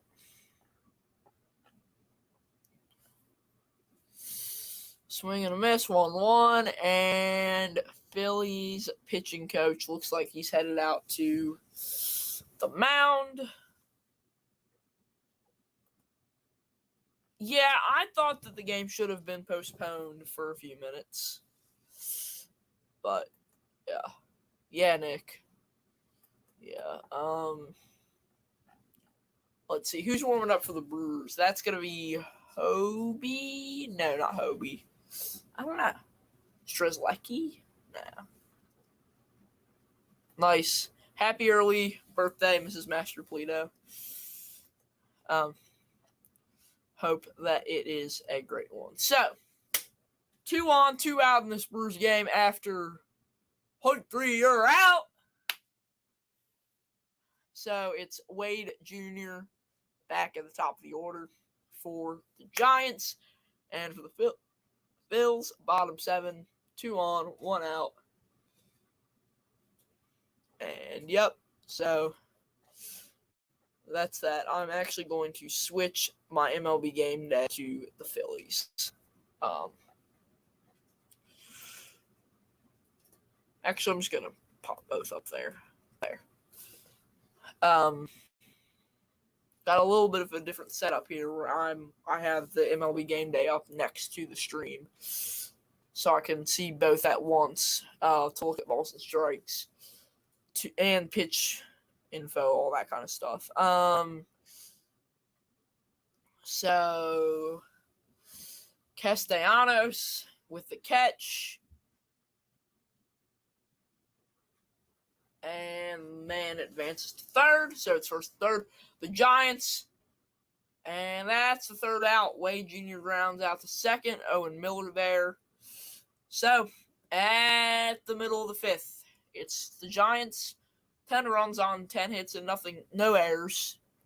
The Brewers 1 run on 1 hit and 2 errors. What did Lars do? Oh, I actually like this more. This is nice.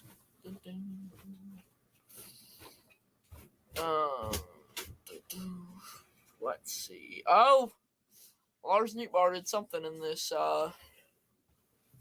game for the Cards. Lars Nootbaar. I just love that name. Nootbaar. It's a good name. Isn't it? Gotta have some fun with it. I now have both the Phillies game on game day, as it will be Matt Strom to face Matt Olson, as Nick has requested. Excellent. John asked this question: should games be paused for injuries like that? And I said yes. I think they should have a few minutes. I would agree. Give them time. Peralta should have had time to warm up. I mean, he had like the normal time to warm up, but I think you need to give, I'd say, at least an extra 5-minute cooling off period. Yeah.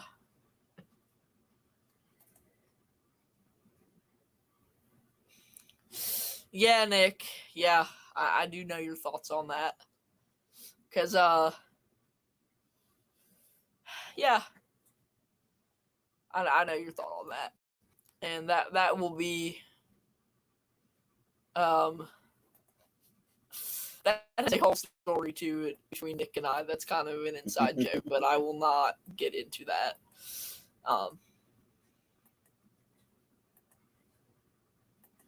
John, it's big. It's how tall is that wall? I don't know. What? Oh, they're doing the limbo in the stands. Sure. Bunch of Brewers fans right by the left field line doing the limbo. Nothing better to do. The team's down 10-1, sure. I could do it, but I'd be. We should have a limbo contest on Swordsy Stories. Oh, that sounds tired. That sounds like something that we need to do. Brian Anderson hurt now? Or did he just foul a ball off his leg? That stings, but he's not like super injured. Oh, yeah, that wall in Baltimore is as well. The Brewers say that he has officially gone to a hospital for tests. So we now know it's a hospital, and it's just a place to get an MRI.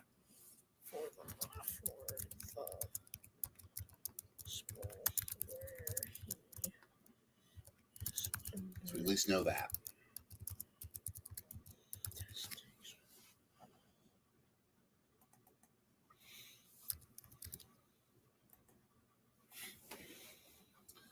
I mean, I think what the Brewers are probably just focusing on is let's perform well the rest of the game, just get back into a gear that we can build on to play tomorrow. Let's go, BA. Like that walk right there by Brian Anderson. His head, I think, was a lot more in the game than it was during his at-bat right after Adames was hurt. I think that we need limbo in the Slav Olympics. I am picturing. I'm picturing Uncle Lou doing the limbo.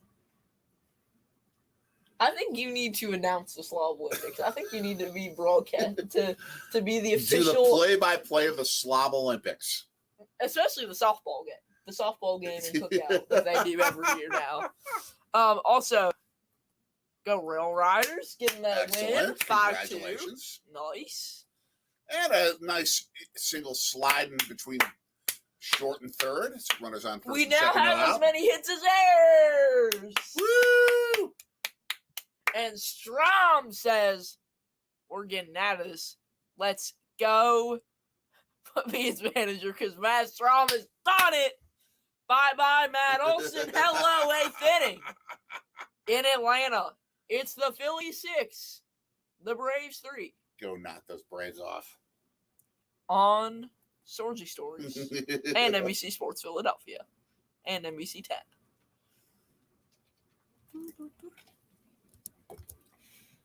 I'm not expecting Tyrone Taylor to hit a bomb out of here, but if he does, this is suddenly at least like 2% hopeful that they can come back and win this thing. Tyrone. Wood's not giving. Wade almost with a ridiculous catch by the right field foul territory, as it right by the wall there. But yeah, 0-2 count. He says, "I can hardly hear y'all over the Tyrone.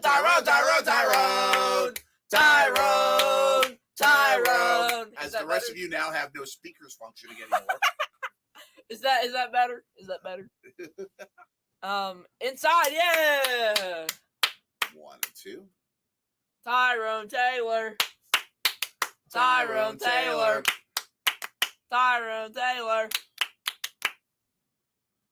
Let's see. And ooh. Boo. Good call though. Good call. You're blind. Not according to the actual computer. I mean, you see it right there. It just nicked the strike zone. We want robo-umps because that would have been a strike had it been a robo-ump. Robots have minds of their own sometimes. You don't want accuracy. You don't want truth. You just want the Brewers to win. That's a perfect description. As long as the umpire scorecard does not say 1 run. If it's 0 point something, that's fine. Yeah. As long as the umpires don't win us the game single-handedly, I'm okay with it. Nolan Gorman 3-2K looking on borderline call. Cards come back, fall short. 4-3 in Cleveland.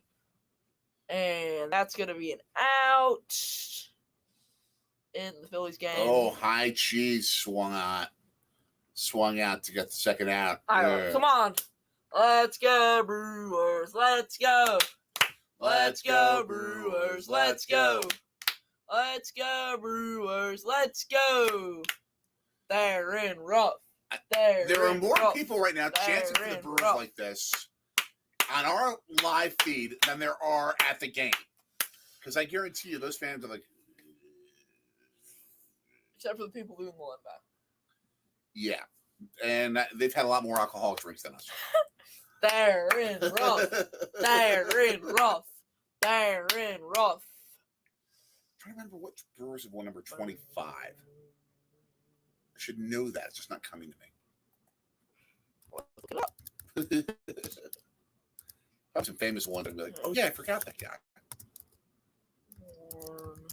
Let's see. Charlie Moore was 22. Oldie was 24 on the 82 crew.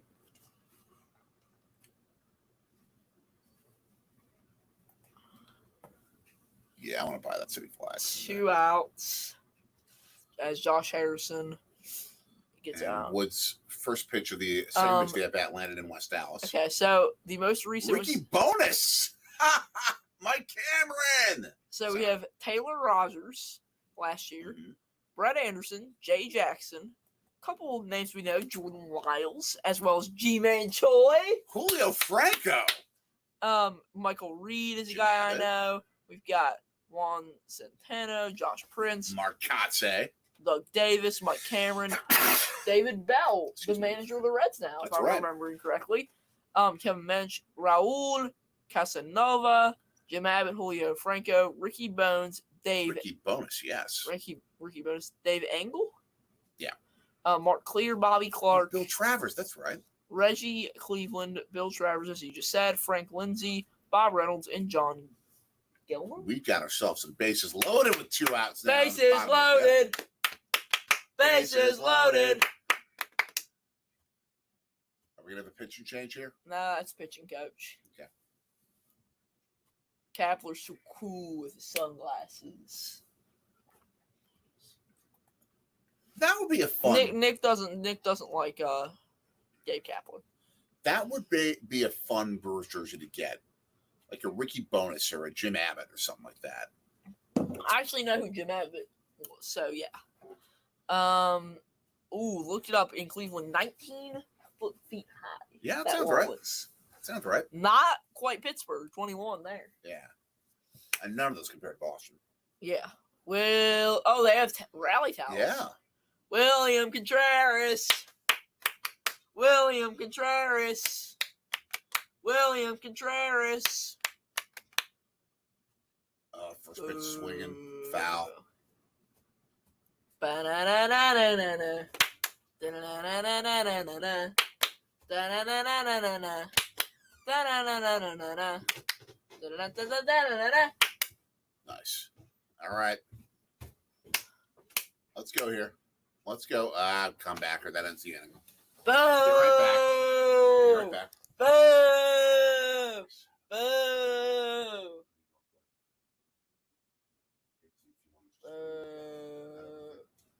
Boo! Boo! That's ASMR on Sorgy Stories. I'm bored. So, you know what I'm gonna just do? Why not? Let's just, the Phillies are winning. Aiden. The Phillies are winning, so, and, Rail Riders won, so I think we can be a little bit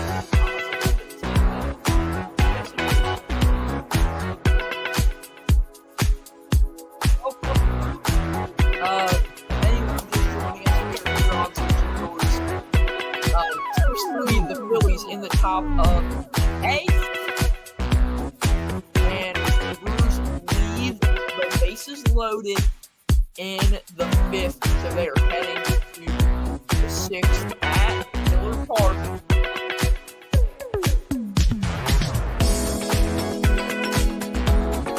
I am Anthony Sorge here in the Studios in Philadelphia, and yeah, so we have a night of baseball. Honestly, event happening at Miller Park. And honestly, you can get the $5 ball, penalty down, go to Brew Crew, all those. Hey, Kodak, you forgot to use it in the song. So obviously, it's gonna be I want to make sure it's not on. So,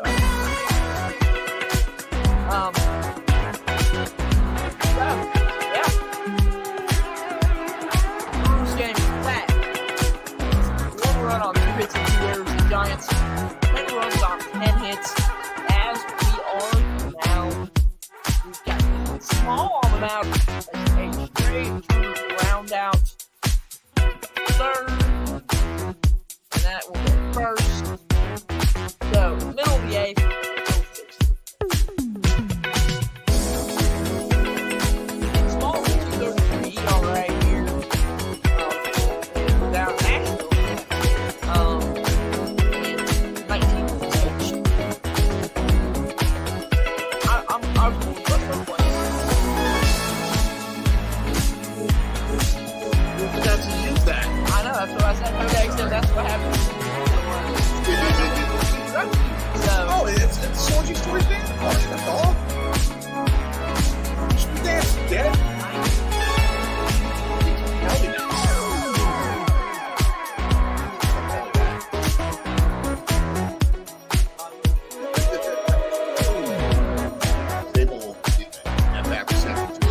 no relation to our knowledge to NFL films.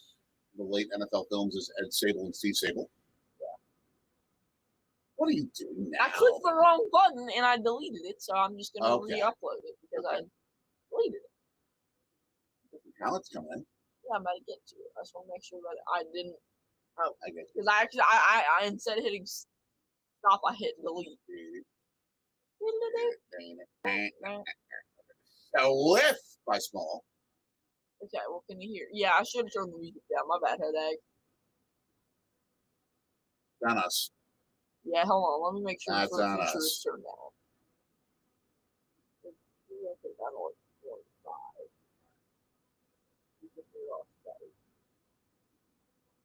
That's in my head all night. Yeah, we reported that. ELS, we got it down there. We reported that. It was scary when we saw that. It looked incredibly scary. It's better than it could have been. From what we can tell, at least. Seems to be better than it could have been. Yeah. We don't want to assume anything. Yeah. So no. Oh, we do have one new foul or one new final score that we haven't talked about. Texas 12-2 over Baltimore. Texas. Yay! And Aiden giving them all away to kids. Awesome. That's what you do. Yes. I mean, I'm a big believer. It's absolutely okay to hawk. Absolutely okay to hawk. But it's going to be more to a kid who's younger than us. So give them away. It's awesome stuff. Awesome stuff. What you should do. Oh, he just served up a middle of the zone fastball, and Davis turned it into a double. I mean, that was just like right down Wisconsin Avenue. Yup. Ugh. Bill 6'3", bottom 8. As you would say, right down Wisconsin Avenue. Did he actually ever use that line? At least 20 times a year. Okay. At least once a game, I would say. I don't hear him saying it that much. Almost as often as get up, get out of here, gone. I'm serious. Right down Wisconsin Avenue. Hey, I don't know. Who's here in Philly? Right down Broad Street. Okay, so I have a little bit of logic. If I put this on, maybe the Brewers will score some runs. There's superstitions riding down the wall. It's a theory. We're being scientific. And we're testing a theory. We're not being superstitious. We're testing a theory. Being superstitious. We're testing my science teacher would be proud of me. Because if they score runs, he is going to believe he has to wear the cheese head every single moment during a Brewers game. No, I won't. I'm just trying. We're seeing. We're going with because it can change by the game. Goodness. Every game is different. Every game has its own story. True. So we're seeing if it works this game. It probably won't work next game, but it might work this game, right? Like Anthony's Scientific Theories brought to you by Usinger's Fine Sausage. And brought to you by linktree.com/orgystories is the 20th around the league update of the night because there's nothing better to talk about. So starting in the Bronx, it's 5-1. The Padres over the Yankees in the bottom of the ninth. Bottom 8, Phils 6-3 over Atlanta. 9-2, the Nationals lead the Royals in the middle of the 6th in Kansas City.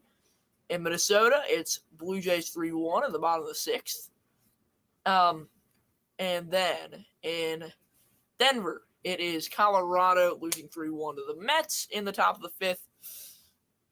Sending it to Anaheim, nothing in the bottom of the 1st as the Angels take on the Marlins.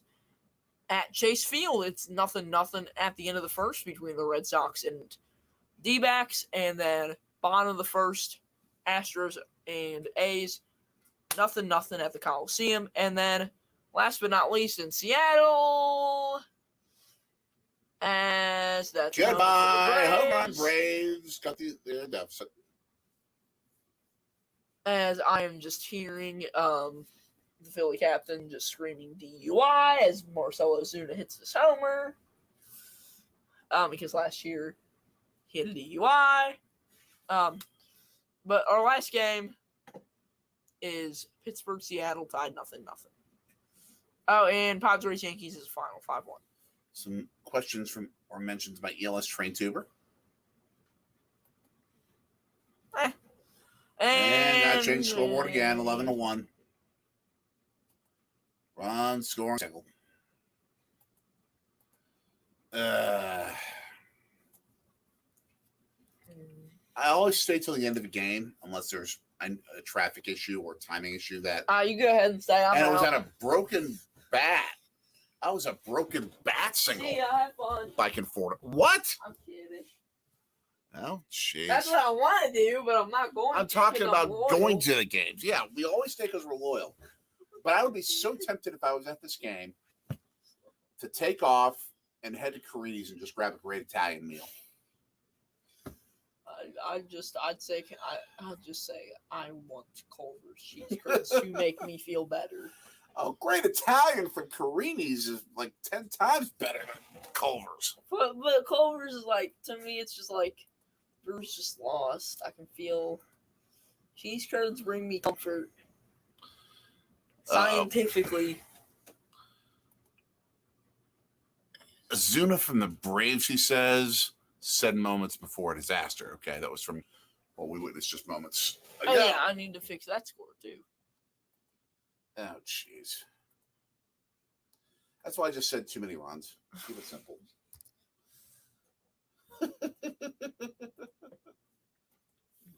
I give Phillies fans credit for and another botched ground ball. Very should have been the second out instead of runners at second and first. Dude, Willie Adames' replacement. I get you're a rookie, but you should make that play. This team makes me mad. We'll try and change the topic. Aiden saying what stinks about around here, there aren't regular Hawks that you know of. Like, you can get in early for batting practice. It's just you ball hawking. The nice totals are there, but having some buddies would be nice. Maybe we can get out there this year. We'll have to see. And keep you company in that early sector of pregame festivities. That would be awesome. That would be awesome. And ELS Train Tuber, I am okay with Vegas getting a Major League Baseball team. I'm not okay with the way they're getting a Major League Baseball team. Relocation because of an owner who basically gutted the Oakland franchise so bad he created a situation where they simply could not stay. And he did that on purpose. The A's fans know it. Okay, well, I don't think I have anything better to do at this point, so I'm just going to go on my Rob Manfred rant for the night. Okay. Because I think that I think this needs to turn into a weekly thing on our streams. The Anthony's Rob Manfred That needs rant. to be a regular just video. Yeah. Anthony's Rob Manfred. Because I could do it daily. Mondays, Rob Manfred Mondays. You should edit Rob Manfred Mondays each week. I could go on rants for days about Rob Manfred. Many fans could go on rants for days about Rob Manfred. So let's start with the great city of Oakland. This man said, "Oh yeah, Vegas is going to be such a great baseball town." It's not. You're not going to sell out. You're not going to get 40,000 a game. You might not even get 30,000 a game. You're only going to see 30,000. Exactly. Vegas is a great hockey town. I think it would be a phenomenal soccer town. But for baseball? Yeah, I think they'll do great. I don't think so. I don't think it's gonna be. I don't think there will be that big of a season ticket fan base. I think that there will be a lot of tourists going to games. Because who doesn't go to Vegas? Like, who's always in Vegas? Tourists. And so y'all just gets it out. So then he said, All right, let's go. Let's boogie over from Vegas, and let's go to Milwaukee, and let's ruin people's fandom in the best baseball city by the science of it. It says, give me 428 mil, or 428 or 448. 448 when you include inflation. He says, give me 448. Give me 448 or else I'm moving you. I think that you should go back to wherever you were before Major League Baseball, and I think that Bud Selig should be the one in your seat because Bud Selig actually had, some smarts in him. Bud Selig actually had logic to what he did as commissioner. Rob Manfred does not know what he's doing. And the liner into left field for base hit, and that's going to score another run. Let me correct myself. He knows what he's doing. His goal is to ruin the game. That's what every single move is. His goal is not to ruin the game. He's just wrong about what he thinks is going to help the game. Okay, well, the pitch clock, terrible. Moving the A's, terrible. Moving the Brewers now, maybe, terrible. He supported the idea of having the Rays playing half their games in Montreal. Terrible. Just all these. I go on and on about every rule change. He has a few thoughts about this stuff. Nick, if you're still here, you can confirm because the pitch clock. Nick knows. It's. I mean, you're correct about how horrible. Yeah, Nick, there we go. Horrible. I'm talking Sorry. here. Don't ever please Sorry. interrupt me. Sorry. Thanks, guy. I know you're just emotional about it, and I don't blame you. I don't blame you as they finally end that top of the sixth inning. But ELS Train Tuber saying that you knew it was coming for the A's because the stadium condition, that's the owner's fault. Lack of fan attendance, that's the owner's fault. And the owner is horrible. That's the owner's fault. John Fisher was the living embodiment of the plot of the beginning of the movie Major League, to create a franchise so bad that people are not going to come to the games, and he would have an excuse to move. Now, thank you, Nick. Thank you. The pitch clock is absolutely terrible. And why would you have the audacity to threaten the greatest city when it comes to baseball fans by the science of it? The science. Per capita, the most fans per capita that go to games in baseball. The Milwaukee Brewers have such a great fan base. Thank you, Sam. We appreciate that. I wouldn't call Big myself time. a legend. Nick's a legend. What I will call myself is someone There's your legend. who is voicing the people. I'm being a man of the people. Because why? This is terrible. Huh? The fact that this man had the audacity to threaten the city and the state of moving the team. In front of the media. He did not say it verbatim. He's implying it. If you want to do that, you know what I'd recommend you doing? I'd recommend you talk to Tony Evers, Robin Voss, Mark Atanasio. Get yourself a little meeting. Add Bud Selig in there, and maybe Bud Selig. I'll buy the cheese curds. I'll buy the beer. I'll buy the brats. If you want to say something, say it to them, and don't threaten the fans. Say it to them, and also maybe I don't know. Bud Selig should just kick Rob Manfred out of the room. Say, I don't know what you're doing, and I was the one who put you here, so you better thank me. Get out. He has some things on this. Thank you. Nick saying, game filled with rules to make it where every little move's illegal, unbelievable, makes it soft. Rules about if you pick up the rosin bag, it's a distraction. Soft.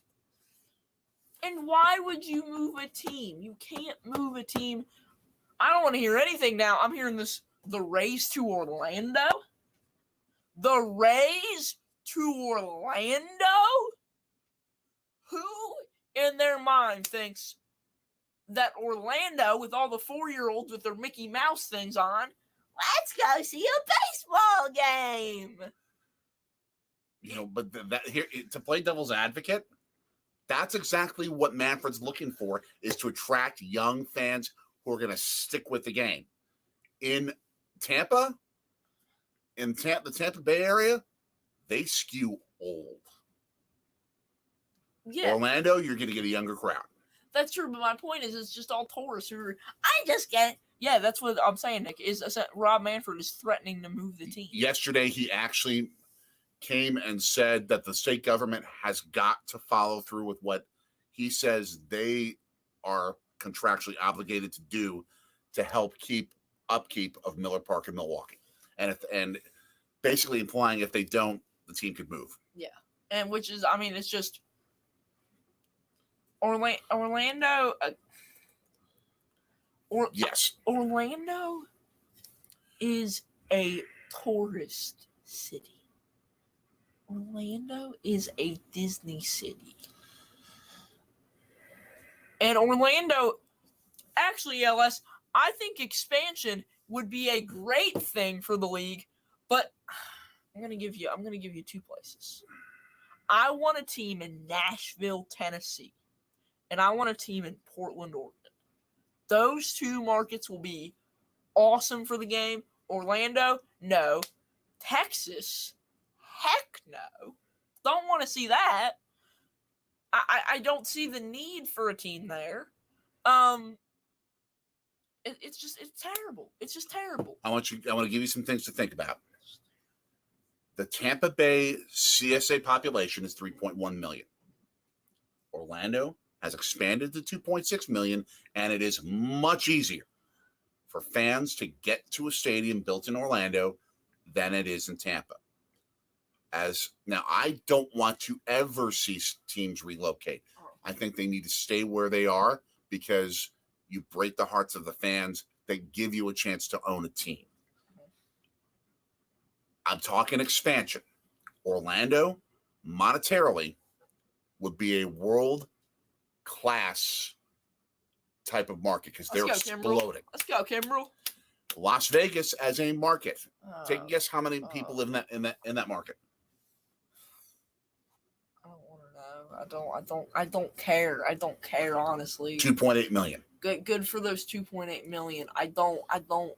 It's a bad idea. It's not gonna.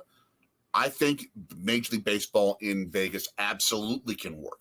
I just think it needs to be expansion. It might. I'm just what I'm afraid of in Vegas and Orlando is tourists. I'm afraid that it's just going to be tourists at the game. When you have that big of a population of an area, you're going to draw the locals. Yeah. You will draw the locals. So I would replace New Orleans with Charlotte. I think it's a better market. Agreed. Austin. I mean, I said I don't really like Texas. I wouldn't mind it if the MLB's going to 32. Nashville, Portland. If they were to go to 36, then I'd say. Yeah, absolutely. Philadelphia's safe. Yeah. We've got no issues here. I think that if we're going to 36, I would add San Antonio / Austin, probably more Austin.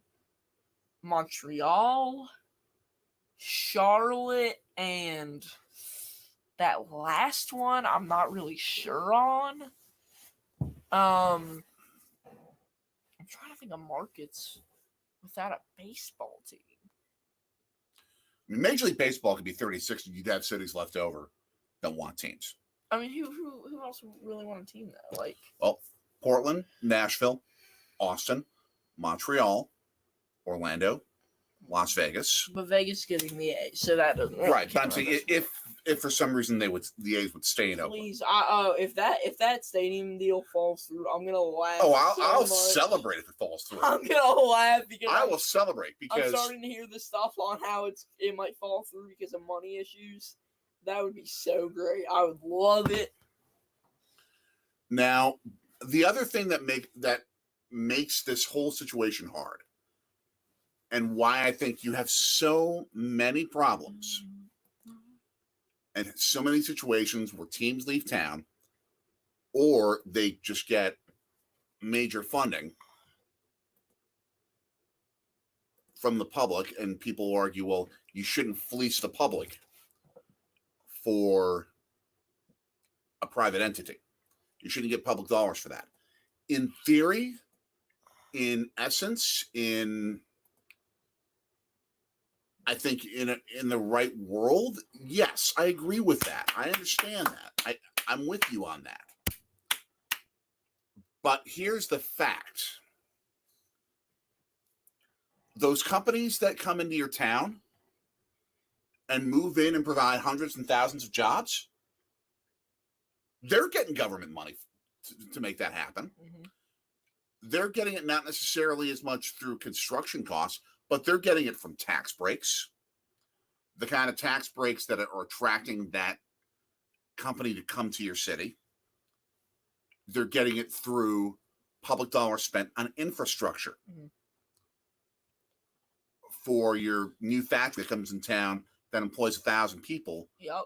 You've got roads being changed, utilities being changed, all those different things.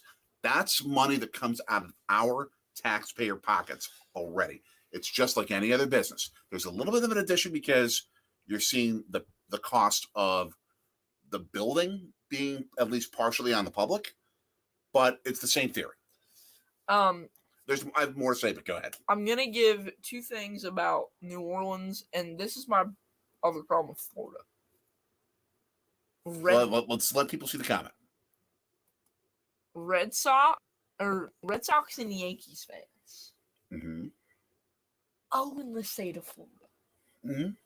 I don't know if, I don't really know if the problem at the Trop. Oh, hold on.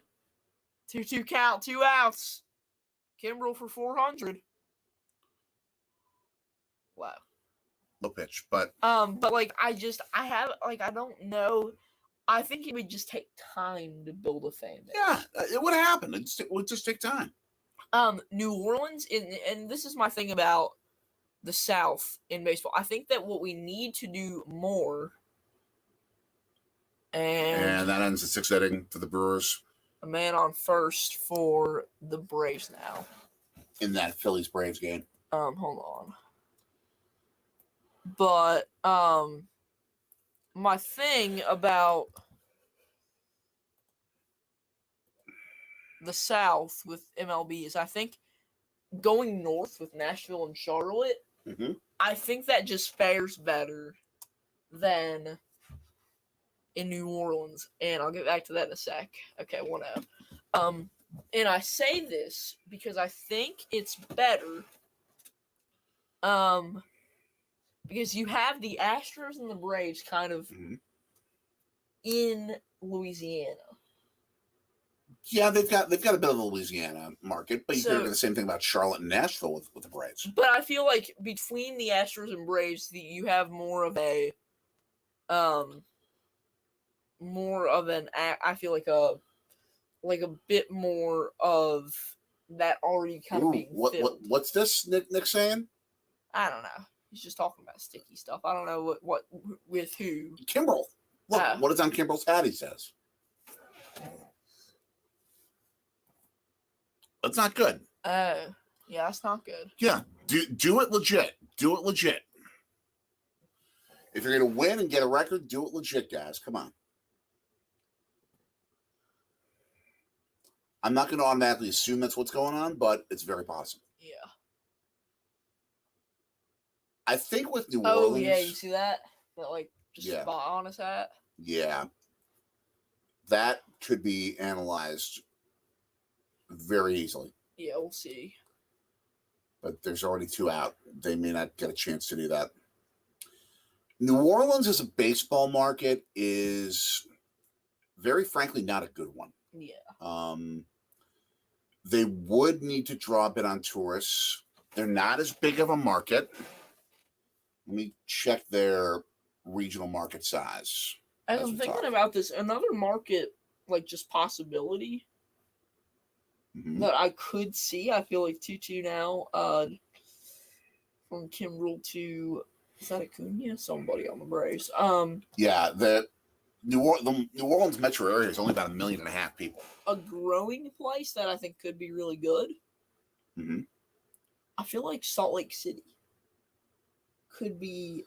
Maybe I could see it because I feel like we've been talking about them for hockey. I think that they could be it's a growing market. I feel like that could get a team. I don't think they're that size yet. Yeah, we'll see. They'll have to grow. Time. But if they keep growing, I could see that. I think your best bets though: Portland, Nashville, Charlotte, Montreal. Oh, hit. Vegas, Orlando, Austin, San Antonio. Take out Vegas, and how many are you at?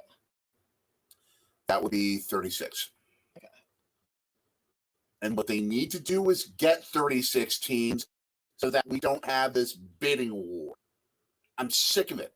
I'm sick of cities and fan bases losing their teams because owners can play a shell game with cities and make money off these public money stadium deals. Yeah. I am sick of it. Now, with the Brewers, there's a little bit of an excuse that's there because literally the owner, according to 2021 stats, the owner of the Brewers, Mark Attanasio, has $700 million to his value. And Kimbrel got it. Congratulations. I hope it was legitimate. I hope he did it the right way. But congratulations, Craig Kimbrel. But Mark Attanasio's value, his net worth is about $700 million, according to 2021 stats. Uh-huh. The latest Forbes Milwaukee Brewers team valuation in terms of the net value of the franchise is more than double what the owner has. $1.6 billion. Yup.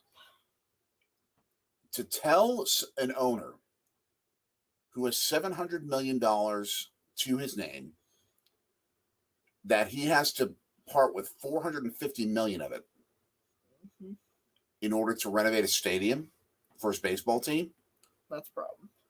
That's not going to happen. It's simply not realistic. Yeah.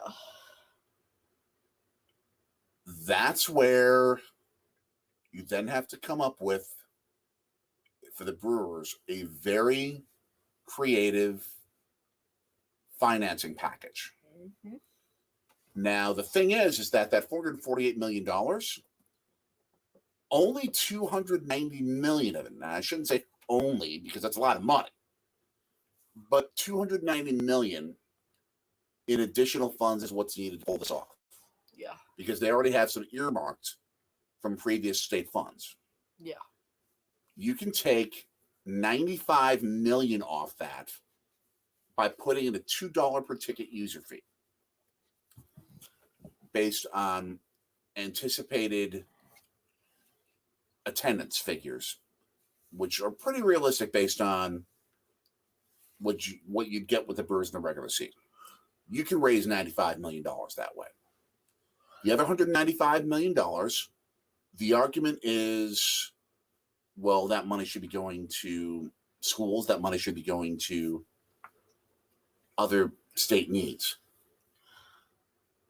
And in reasonable theory, you're right. It totally makes sense. Here's the thing. The amount of revenue that the Brewers generate for the state of Wisconsin, when you include not just what's made by players, not just what's made by team, staff, etc., but by the fact that you happen to have a multiplier effect, because those who are going to games are also spending money at bars, restaurants, hotels, traveling from other cities to come to Milwaukee and spending money here that they otherwise would spend in those other cities, and people wouldn't be coming back to Milwaukee to do that. Especially think Cubs fans. That multiplier effect means that the economic impact, according to the state of Wisconsin, of the Milwaukee Brewers every year is $400 million. And as it's 13 of to 1. 14 to 1. Gunga Galunga. Yeah, Small, you're getting rocked, and they're just going to leave you in the rest of the night. That way they can save the bullpen. J.D. Davis, two-run shot. That thing landed in Mech 1. I don't have a bag to put over my head, but I do have this. But my point is, while he doesn't want to show his face, that Cody Hankins, hey, we are doing better than you. Your phone, Aiden, is acting like the Brewers pitching staff today. Cody, I'm sorry that the Phillies beat the Braves. Sorry, no, you're not. Sorry, not sorry. I'm sorry, but I'm not sorry. No, you're not sorry at all. Now, the thing is, not sorry. The multiplier effect of the economic impact means that it's $400 million, according to the state, in state revenues that the team makes. Sure. So you're telling me that you're not willing to spend $200 million to make $400 million in that same 20-year time period. You're not willing to spend $200 million to make another $200 million back beyond what you're paying in taxes. That makes a lot of sense. If you lose that, if you lose the Brewers, you've just lost another $200 million in state education and other funding. You've just lost that. Whoa! No, that's a hit. But a great play at third base to stop a double from happening by Anderson. I have a question. Yeah. When is this going to end? About 3 in the morning. So, for those who argue that there shouldn't be government funding, again, I in essence agree that in spirit that shouldn't happen. But that's the way the game's played. The only way you're going to stop that is by ending Major League Baseball and all other pro sports teams' antitrust status, which allows the leagues to purposely keep the number of franchises, that number smaller than the number of cities who want them. That's the only way you're ever going to change this. Otherwise, the same problem is going to happen. Yes. Good game. Bubblegum. Water dumping, as it should be. I have a resolution. Bring it. For MLB. Let's play it short. Not a resolution, but I think there needs to be a new rule. Okay. Instead of all this crappy stuff making the game soft. I say, because this happens in essentially every other sport, I think that it would only be sportsmanlike that after every game the teams shake hands. Both teams shake hands. We'll get to that in a second. Both teams shake hands. I think that should be a thing after. I like it. I think it's sportsmanlike. I think it shows just the class of the game. I think you could at least say after every series. Minimum. Yeah. For sure after every series, if not after every game. ELS trained tuber at Alabama does not have the population. No. They simply don't. I think Birmingham is 50th in metropolitan statistical area. Yeah, they're not a big enough market. They're simply not. But I think they could do 36 teams. Yeah, they could. I mean, I think Nashville and Portland, I think, are going to end up. In the next 10 years, they will have teams. I think one of them is through expansion, if not both. Yeah. But I hope we empathize. We empathize, Cody. I hope both are through expansion. Yeah. But yeah. I will be right back. I'm here. Yeah, I'm just putting the meter. So, go ahead. All right. So I think a reasonable package would be $195 million in state funds from the state of Wisconsin, and then $95 million from user fees. Now, the fact is, though, the Republican-controlled state legislature, nice single for Taylor, start this inning. The Republican-controlled state legislature is, I think there are many who are dead set against giving the Brewers any public money. To many, it's an anti-Milwaukee sentiment. It's also a sentiment of why should we give billionaires money? Like I said, I get it.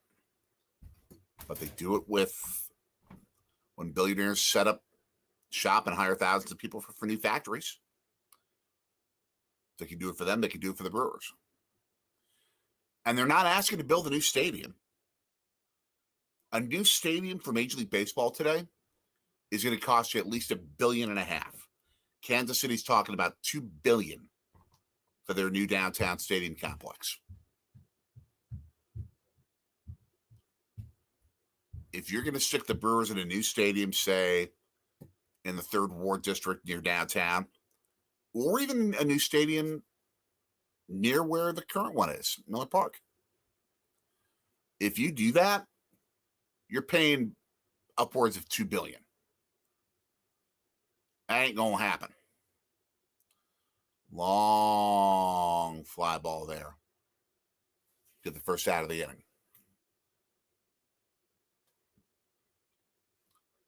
Yeah. That's not going to happen. Renovating this current stadium is just fine. I think in the end, it's going to get done. They're going to take care of it. The Brewers are going to stay.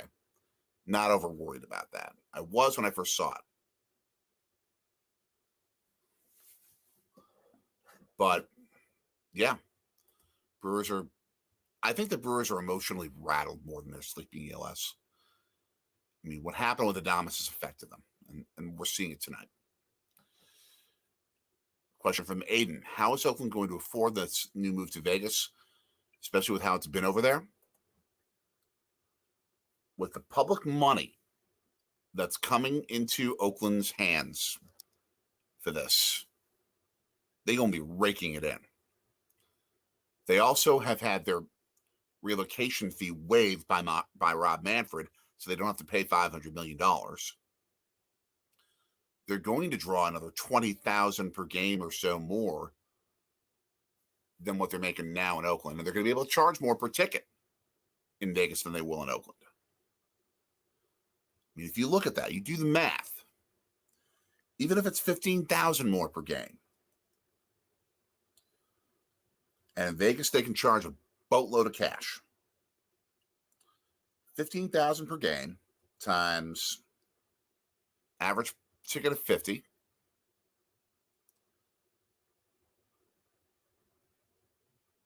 I mean, we'll even say average cost per fan to go to a game will probably be about $100.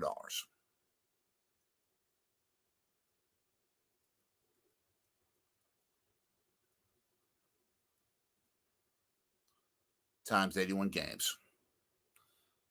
That's an extra $120 million a year that they're going to be making in tickets and fan drawn revenue from moving from Oakland to Vegas.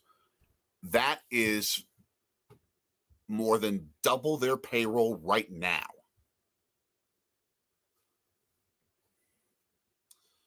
They are going to really be able to afford to move.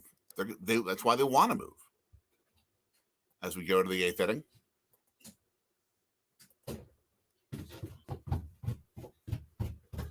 I mean, they are going to be raking in the dough in Vegas.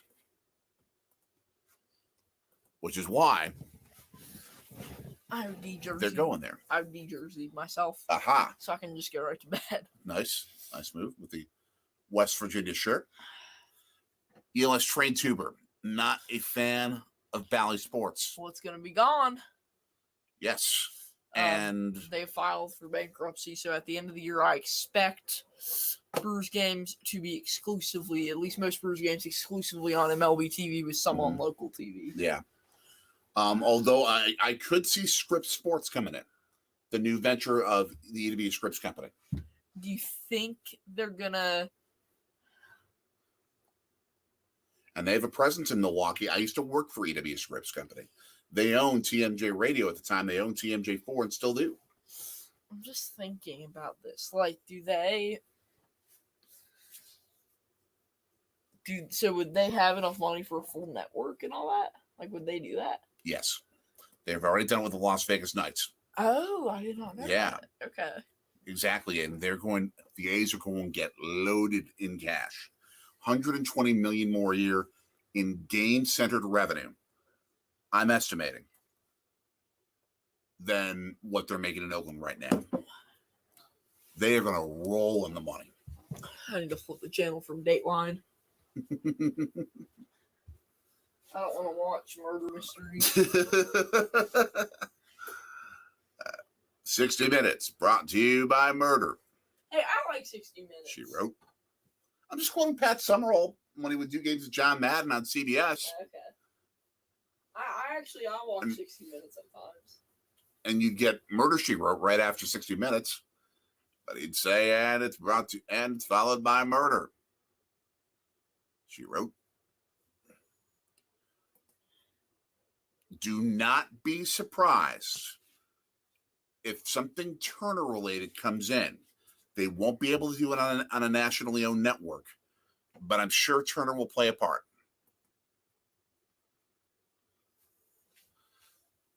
Johnny Carr said, well, and it's weird, wild stuff there. And it's weird that it's wild. Dana Carvey impersonation of Johnny Carson. And then you got Phil Hartman on Saturday Night Live going, you are correct, sir. One or two. What's one? Of what? Just give me just either one or two. Just pick one. Unless I know what's going on. To pick which one. But what am I picking? Which softball or college baseball or softball game? Which one? I'd say give me baseball. I don't know which one. I don't know if either of them are baseball. So I guess we'll find softball's fine. Whatever. That's State, fine. Georgia. Let's see. I think I'd rather watch San Diego. We have more though of a Georgia audience, perhaps.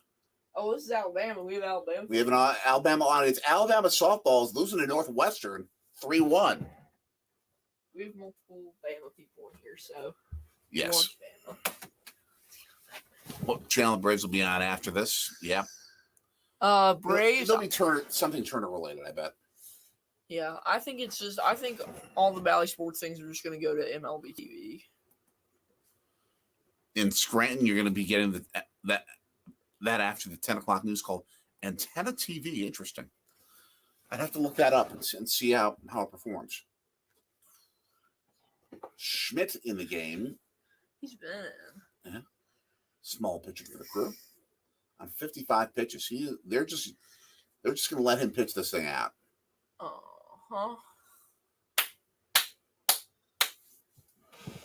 This is also when I'd like to see them allow position players to pitch. Yeah, but the rules aren't in effect in this game because of the fact that it's like 10-run game. Man. Brewers need a big start from Corbin Burns.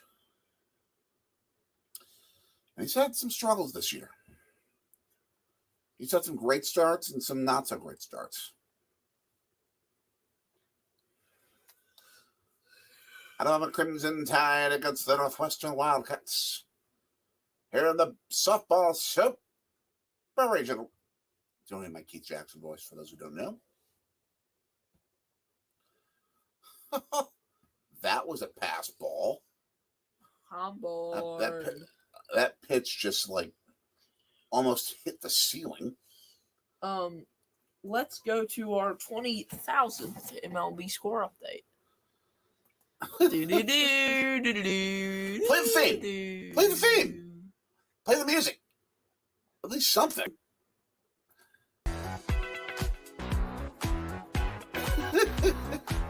It should be our theme song. We should come up with something else for a scoreboard update. All right. So, let's take a look around the MLB. In Colorado, at the end of the 7th, it's the Nationals 9. Oh, it's 7 Rockies. That was a high-scoring game between the Nats and Kansas City. I just get the Kansas City logo and how that. And it's 15-1 San Francisco. Oh, we gotta change scoreboard. Okay, so in Kansas City, 9-8. Washington wins. Toronto up 3-1. I'm gonna change that. Mets up 4-1 on the Rockies. Colorado, top 7. Top 4, LA, 2-0 to Miami and Anaheim. Arizona losing to Boston 5-0. Top 4 at Chase Field. Houston up on Oakland 5-0 at Coliseum. And 1-1 in the bottom second, Pittsburgh Seattle. Finals of the day. We had Cincinnati beating Chicago on the road. The Rays at home beat the Dodgers 9-3. Cincinnati 9-0, by the way. White Sox 12-3 over the Tigers at Comerica. Rangers up. The Rangers win 12-2 over the Orioles at Camden Yards. The travel days. 5-1 to the Bronx, the Padres, Yankees, and yeah, I'm okay with that. That's the crap. And then we beat St. Louis. Exactly. That's funny. Exactly. And eventually, the Northwestern Wildcat women softball team has beaten the Alabama Crimson 9-1. Hey, I ain't seen a softball team at Northwestern in my life. And then at Progressive Field, 3 and Philly beat. Nest. Small now. And that strikeout pitch to 2 outs in the 8th. Nice pitch. I thought that Dylan might have a sad song that they have like automatically. I should find you some like blues or something. That's why we should have had Kelly come back and have Kelly and Perry do some blues. I was hoping that on Epidemic Sound for like score updates and like breaking news, I could find like a news thing, like a news alert that, but I couldn't find it. Or like have the old teletype sound in the background, like the old newsrooms. That's so that I can just be like the. I don't know. I think I'm becoming delusional. Yeah, this is not our best night, folks. There, I found This it. is not our best night. We're sort of feeling like how the Brewers are feeling down 15-1 in the top of the 8th inning. Part of me just wants San Francisco to score like 20. Just score 20. Keep small the game. The other softball game's freaking over. Man. Really. Florida State beating the Georgia Bulldogs. 4-2 in Tallahassee. You want to watch the documentary on Tony Gonzalez? And the Brewers get out of the inning. What the heck is this? But they're down 15. They're down 2 touchdowns, 15-1. The Brewers scored a rouge in the first inning. And the truck racing is over. Oh my gosh. San Diego State, Utah? I don't know what that is. That was I guess the other game went like. Oh, Okay. Hold on. Got it. Okay, cool. We're safe. There. Okay, so the game we're not done. It's more okay. Let's And go. the San Diego State Aztecs taking on the Utah. San Diego Diego State. San Diego Superchargers. San Diego Chargers. There we go. So, Right, San but Diego State Aztecs. but it's the Superchargers. State Aztecs. Welcome to Pain, the show where we watch the Brewers die. Gosh, that's just gallows humor now. We need some cool, mean strobe lights to finish it off for the party. Yes. I mean, I think people have more fun if we do an 80s dance party than this Brewers game. Just crazy. While we're sitting here watching a bunch of errors in this Utah game, okay, well, I'm going to see if we can get a Willie Adamas update while you cue up some more dance music or something. I was going to say, I'm just going to this is DJ Anthony here in the Sorgy Story Studios. And see what music do we want to get? I'm going to go back to an absolute classic. If you watch Sorgy Stories back in the day, you're going to know this song. This is Got Himself a Day Job by the New Fools. Right here on Sorgy Stories as soon as the thing loads. It's not a dance party song though. Friday night, new dance parties. Okay. Good for a video of it, it's not good. But it's classic. Jeez. What are we doing? I have a dance party song. What are you playing? Hey, no, it's not bad. It's just it's a happy song.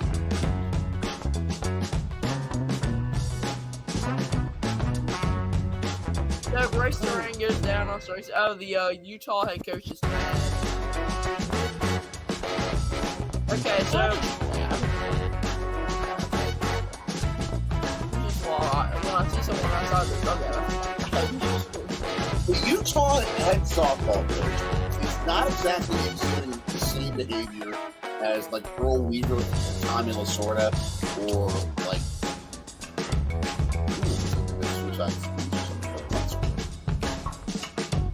okay, so you all asked for party music, so party music.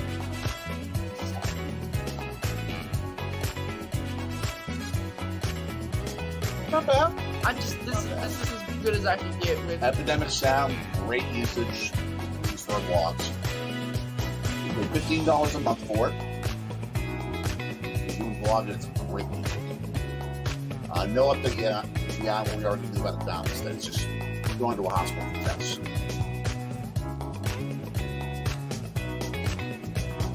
And Jesse Winker goes down after twice. Winkers in the game. It's just getting up. It's already. It's just bad.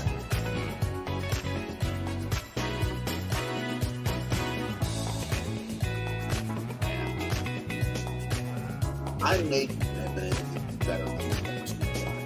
This is bad.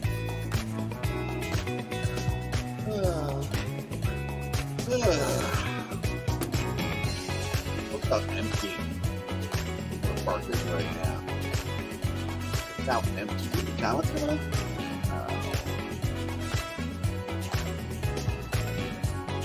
Okay. Well, sure, listen to me.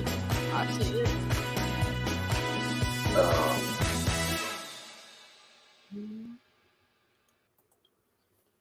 It's just down 2 tutties.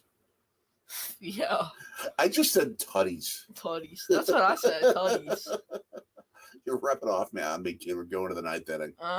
Okay. Well, it's the grand finale. It's the 9th inning. Let's be. We have comments now. What do we got here? CALS. What's that? Oh, that last oh, song. the disco song? Yeah. Yeah. I was doing disco moves earlier. Okay, it wasn't pretty. This is the grand.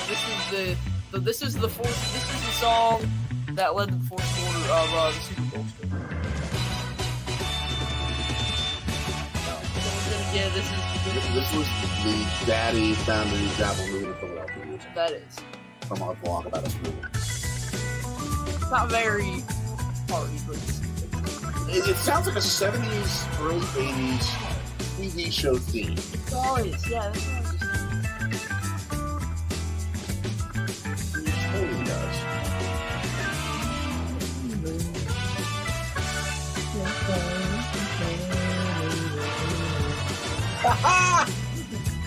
Oh, you know it. You know it. Yeah. Or yes. Go back to that video. You will see that the two of us nearly fully successfully written into thinking that we were moving to Chicago. Go back and watch that and see how we did it. We're moving. Daddy got a new job video.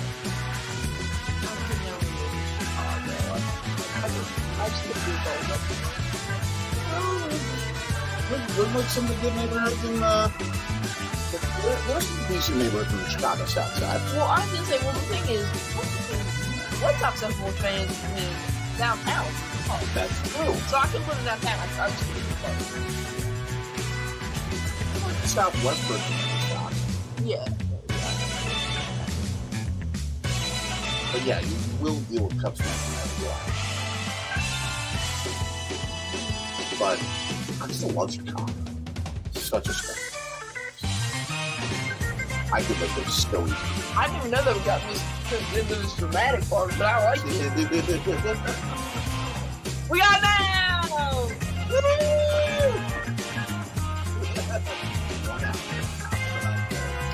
So pitching. And Utah takes the lead. Oh no! It's like if they you get them screens right next to each other. And like I wanted some of the thought.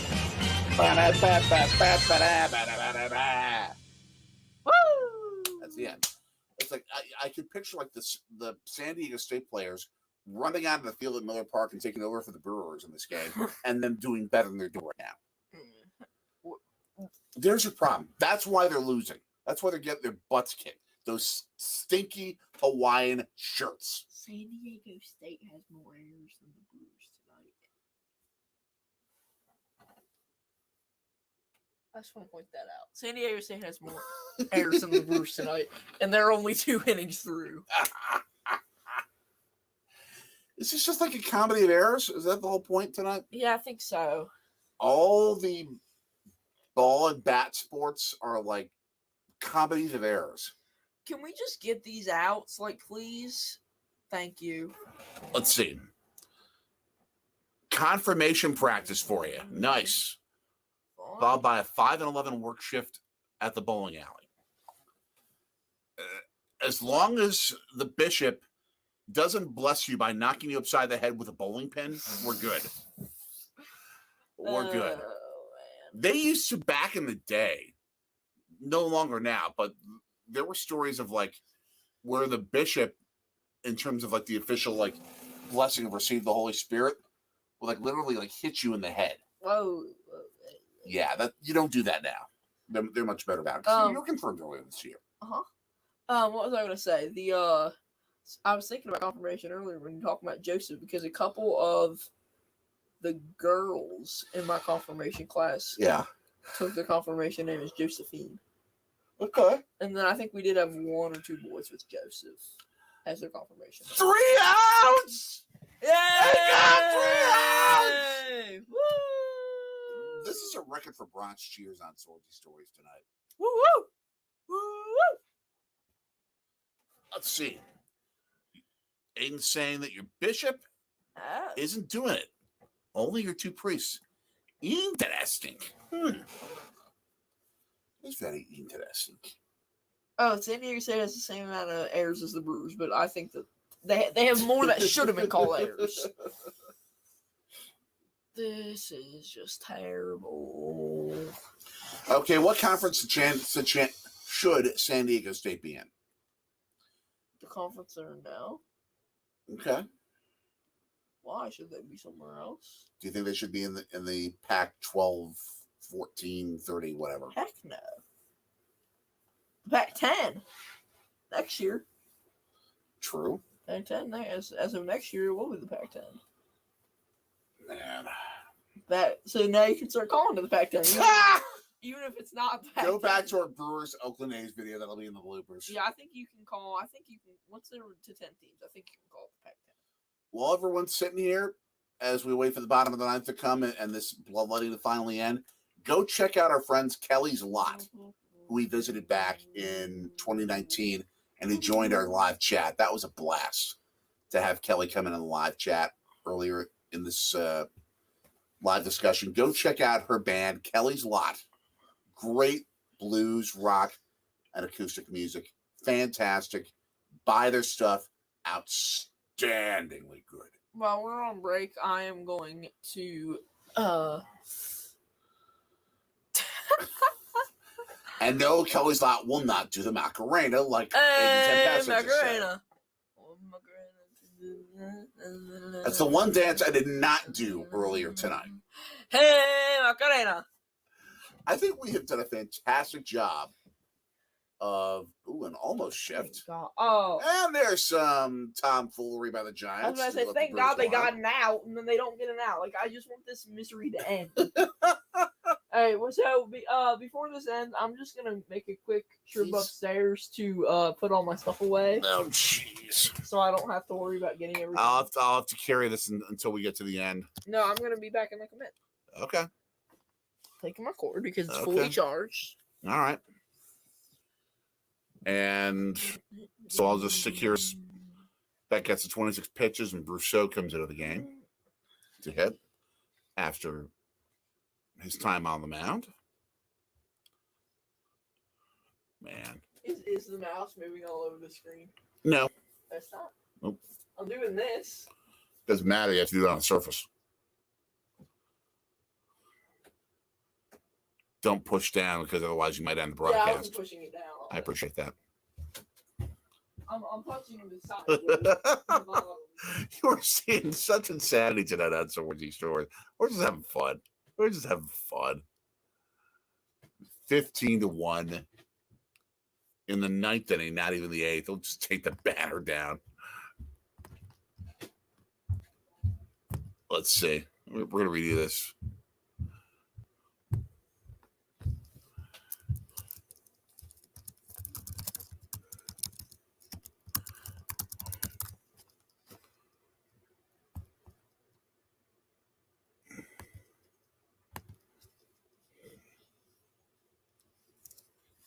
Yeah, this is just ugly. Just ugly. 2 outs. Finally, this thing is going to end as Tyrone Taylor comes up with 2 outs. Bottom of the ninth. Milwaukee down 15-1. It's just ugly. Just ugly. What are you doing to my stuff? What do you mean to your stuff? I thought you were going to change my graphic. What graphic? Giants you don't want to know. Okay. I'm professional, but okay. I understand. We can have some fun sometimes. I know. Well, I mean, look. They actually had like some sort of spray can in the Brewers dugout, like for something, and that ends the game. But the spray can actually has the Brew Crew City Connect logos and everything else. And then, yeah, now all the Brewers just walking into the clubhouse. I mean, Craig Counsell just looked like he lost his dog. Yeah. Okay, so go to linktree.com/orgy stories for all of our social media. For my dad, I'm Anthony. See everybody. Go Brewers. Brewers. Good night.